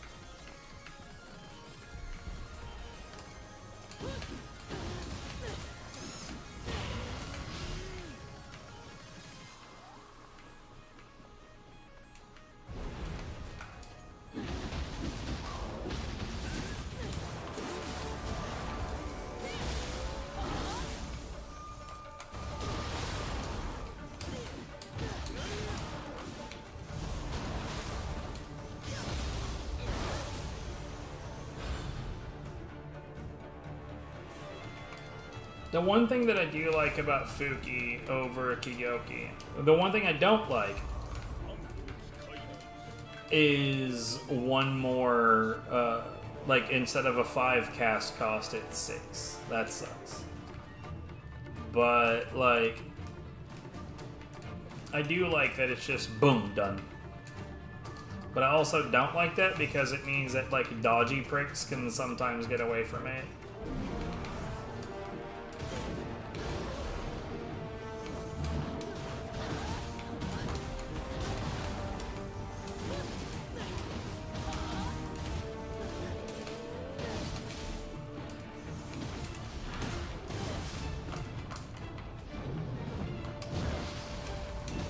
I was late. What a disgrace.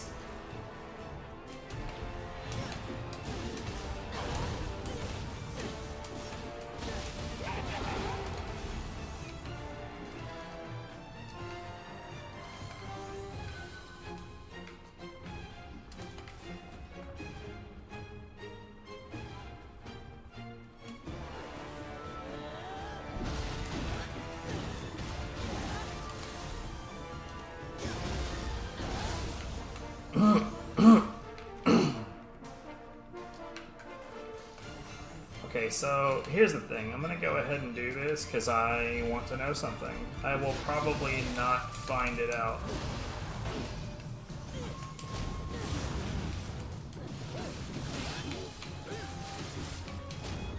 Thanks, guy.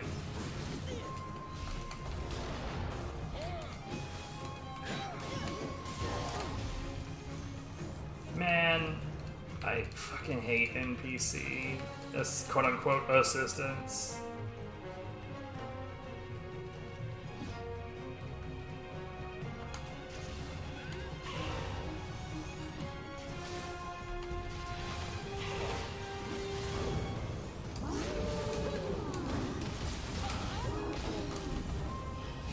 No, that's not what I wanted to do. Boop.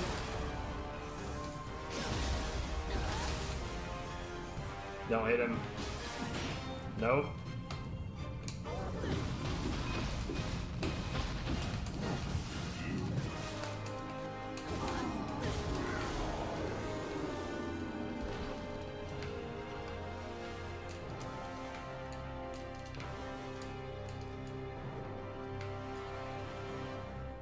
You got pretty close to triggering the counterattack.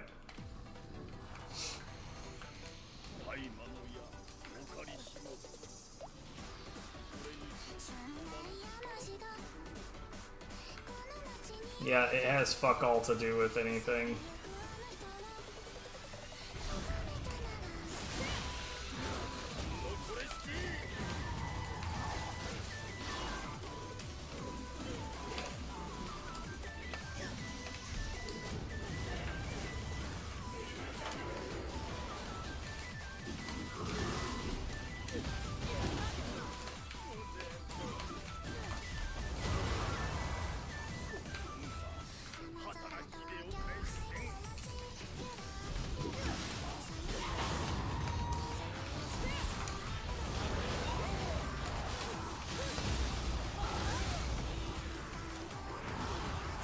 Stop trying to ruin everything.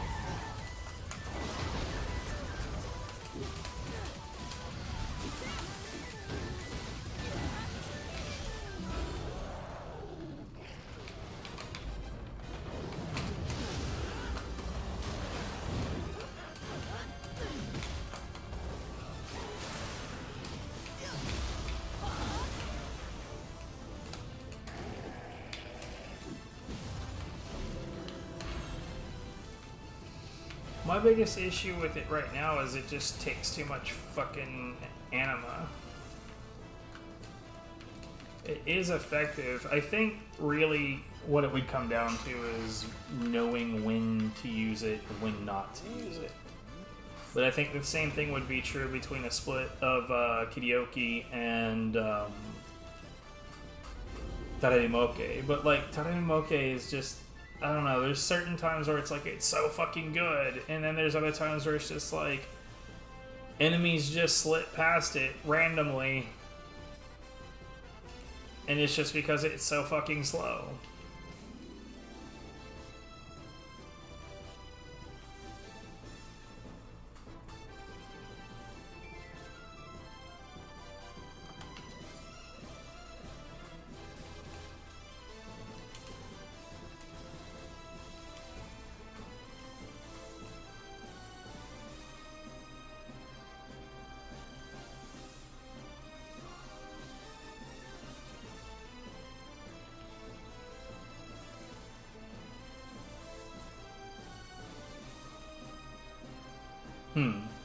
I don't know why that's on anything right now.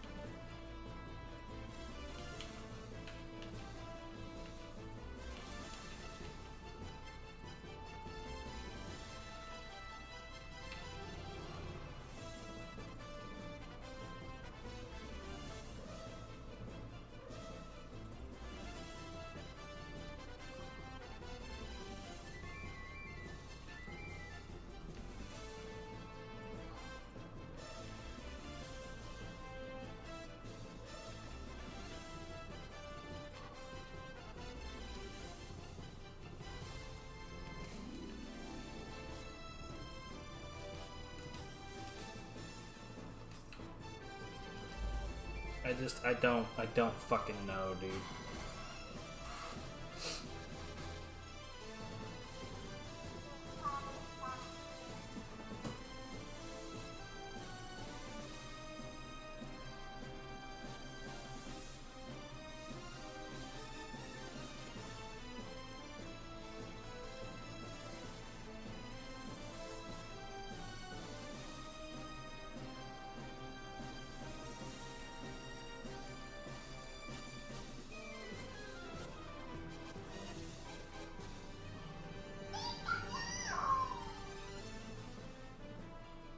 Man, like, you know what, like, my most recent, like, massive irritation is, like, applications that, like, not push notifications that, like, make your phone make noise and shit, but just, like, constant, like, this is happening, that's happening, this happened, that happened. This feature exists. That feature exists. I know I've used it before. Shut up. Hiss.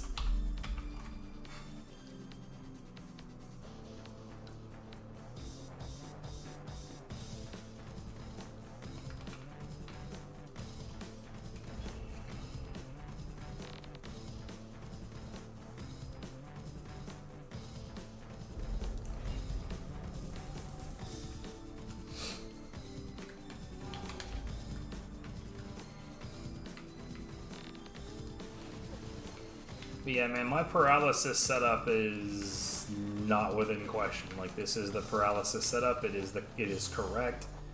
It is natural and right, and it should not be questioned.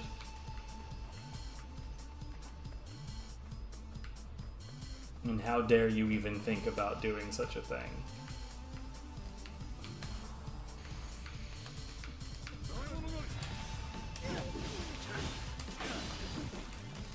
Wow. I am extremely stuck.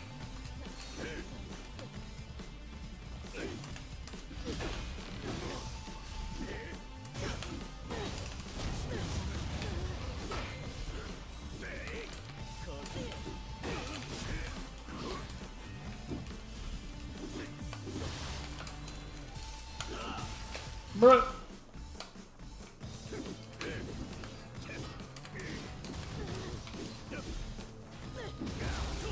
That was really, really annoying, because there's no reason I shouldn't have been able to get away from that when it started going to shit to begin with. Like, that whole thing was really fucking stupid.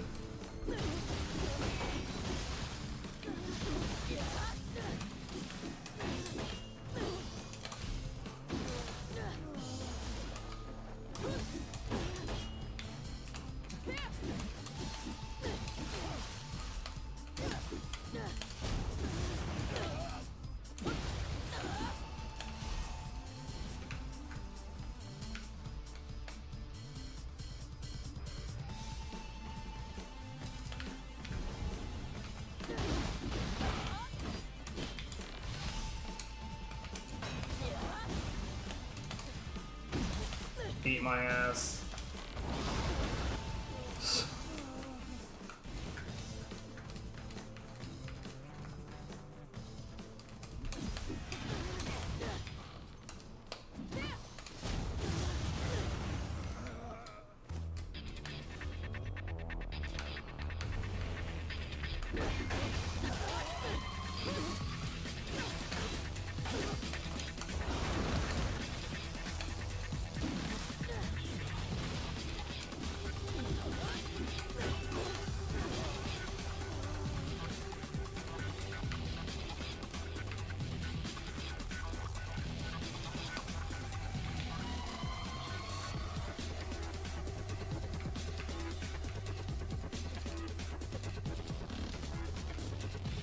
It's always interesting to me when someone talks to me about my content, like the Samurai Western speedruns, not knowing that I'm the guy they're talking about.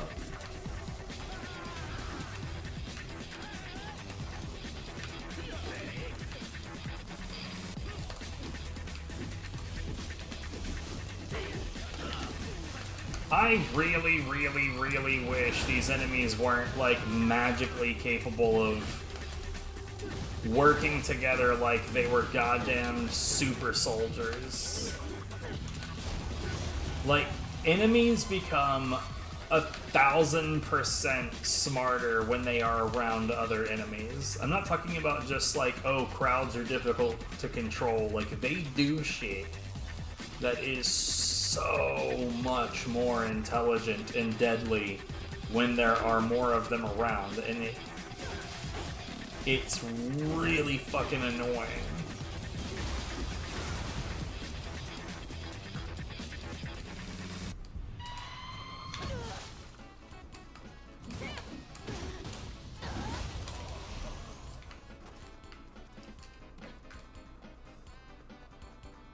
Like, if they worked together, but they didn't, like, they didn't show any like ridiculous increase in intelligence.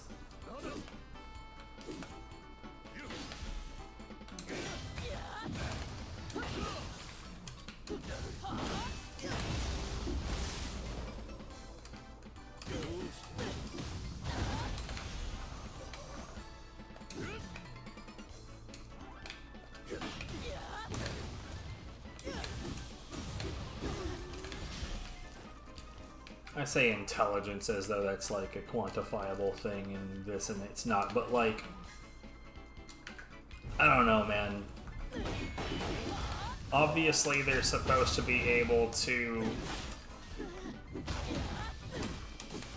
function together, and like that's not a bad thing, but goddamn, the threat level of just the notion of them functioning as a group is just ridiculous.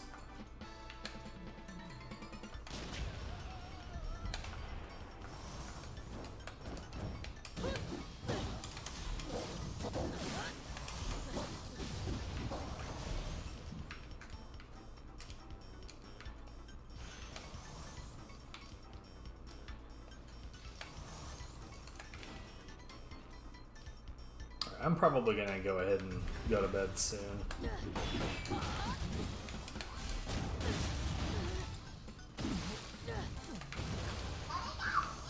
What the fuck, man? There's no reason for that to have happened.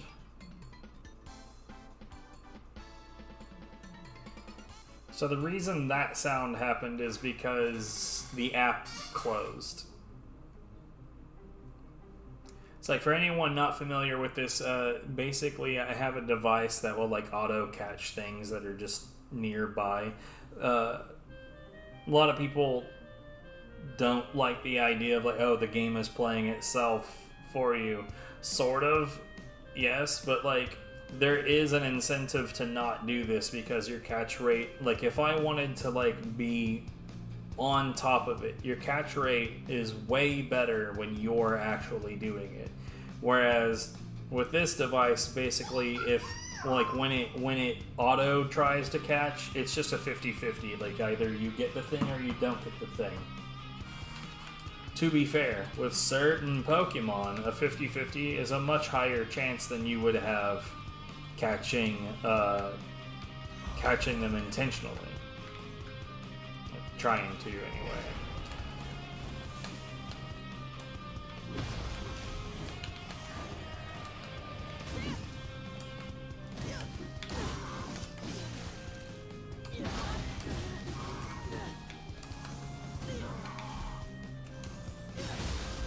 But for the most part, you will get a lot more done if you're doing it yourself. Thing is that like the purpose of a device like that is to do sort of what I'm doing right now, where I'm still able to get something done when I'm not really able to pay attention to it.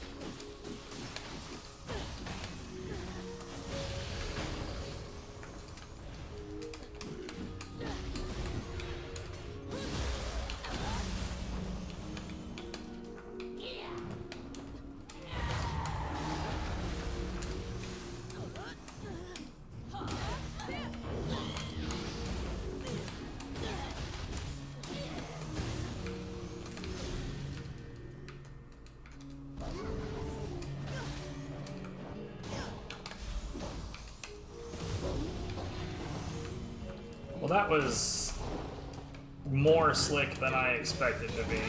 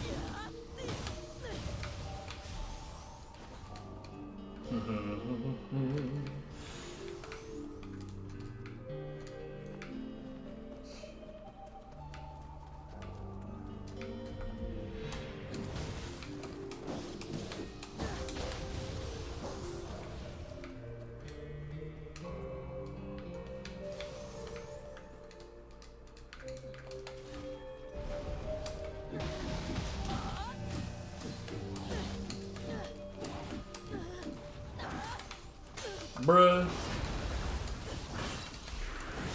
I can't see.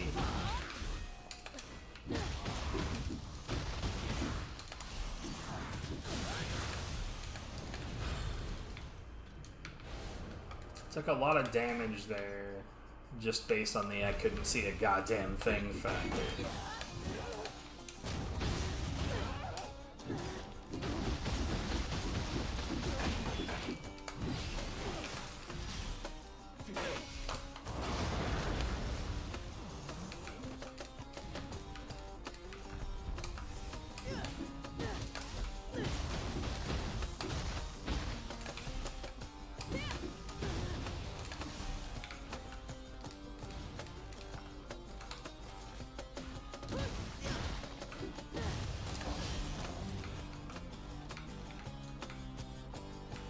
Oh, he's already in there getting fucked up, huh?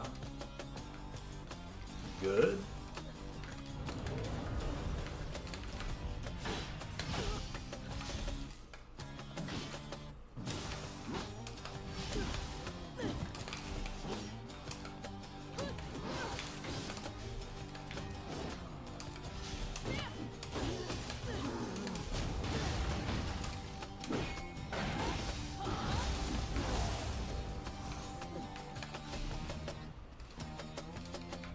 Wait, is there an upstairs with this bitch available? Okay. I didn't remember this map having an upstairs. That's my bad. What?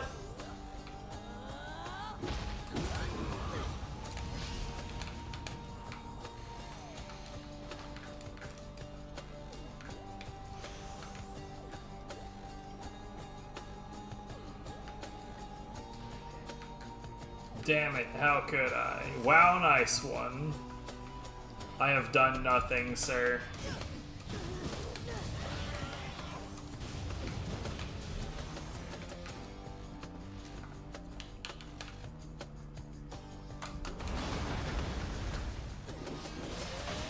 What?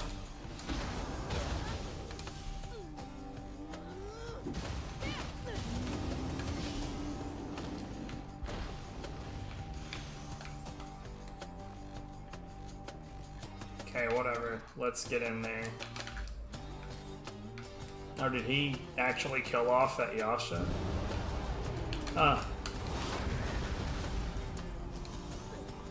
No, you fucking dickling. You're gonna do it again, ain't you?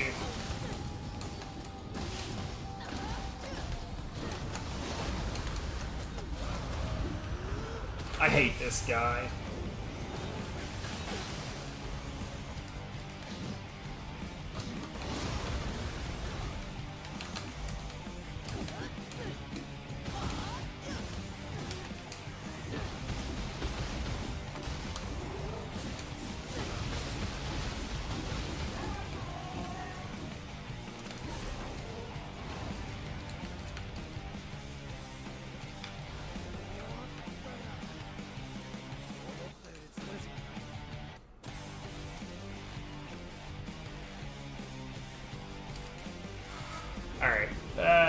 that's gonna be all for me for the night.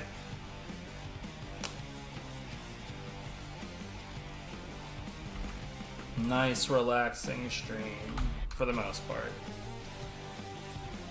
Aside from the game being, well, the game. The game was afoot at certain points. Shit happens.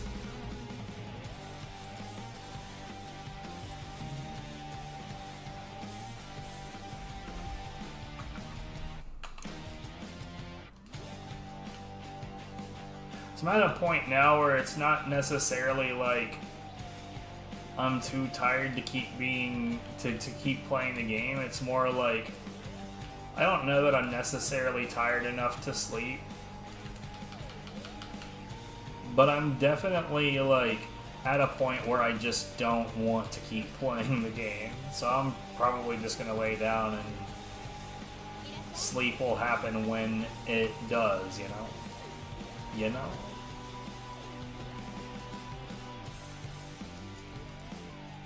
I guess I should go ahead and get this done.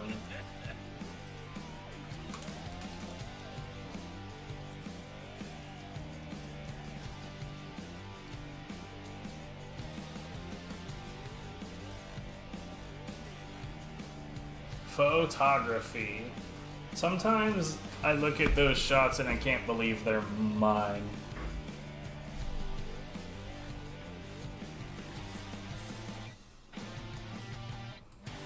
Life is interesting, bro. Anyways, I'm gonna close this. You know what's cool is that the it looks like the widget still works regardless. So that's interesting. Let's see.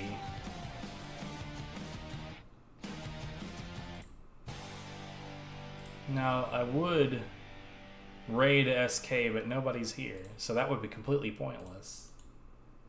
Oh well. Y'all have a good one. All none of you.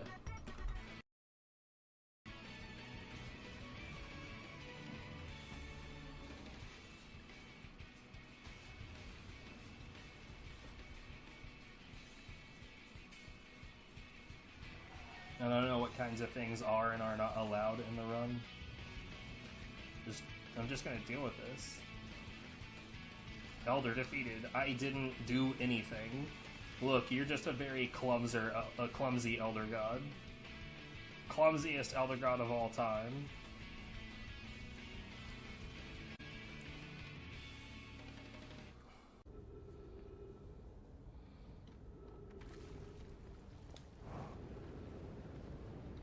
This is stupid. Yo, but it fucking worked.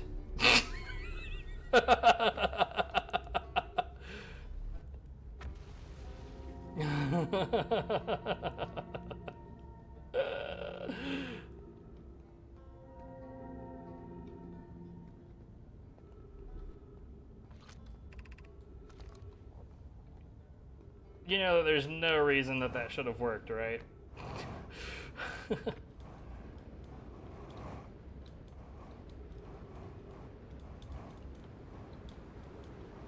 Ah!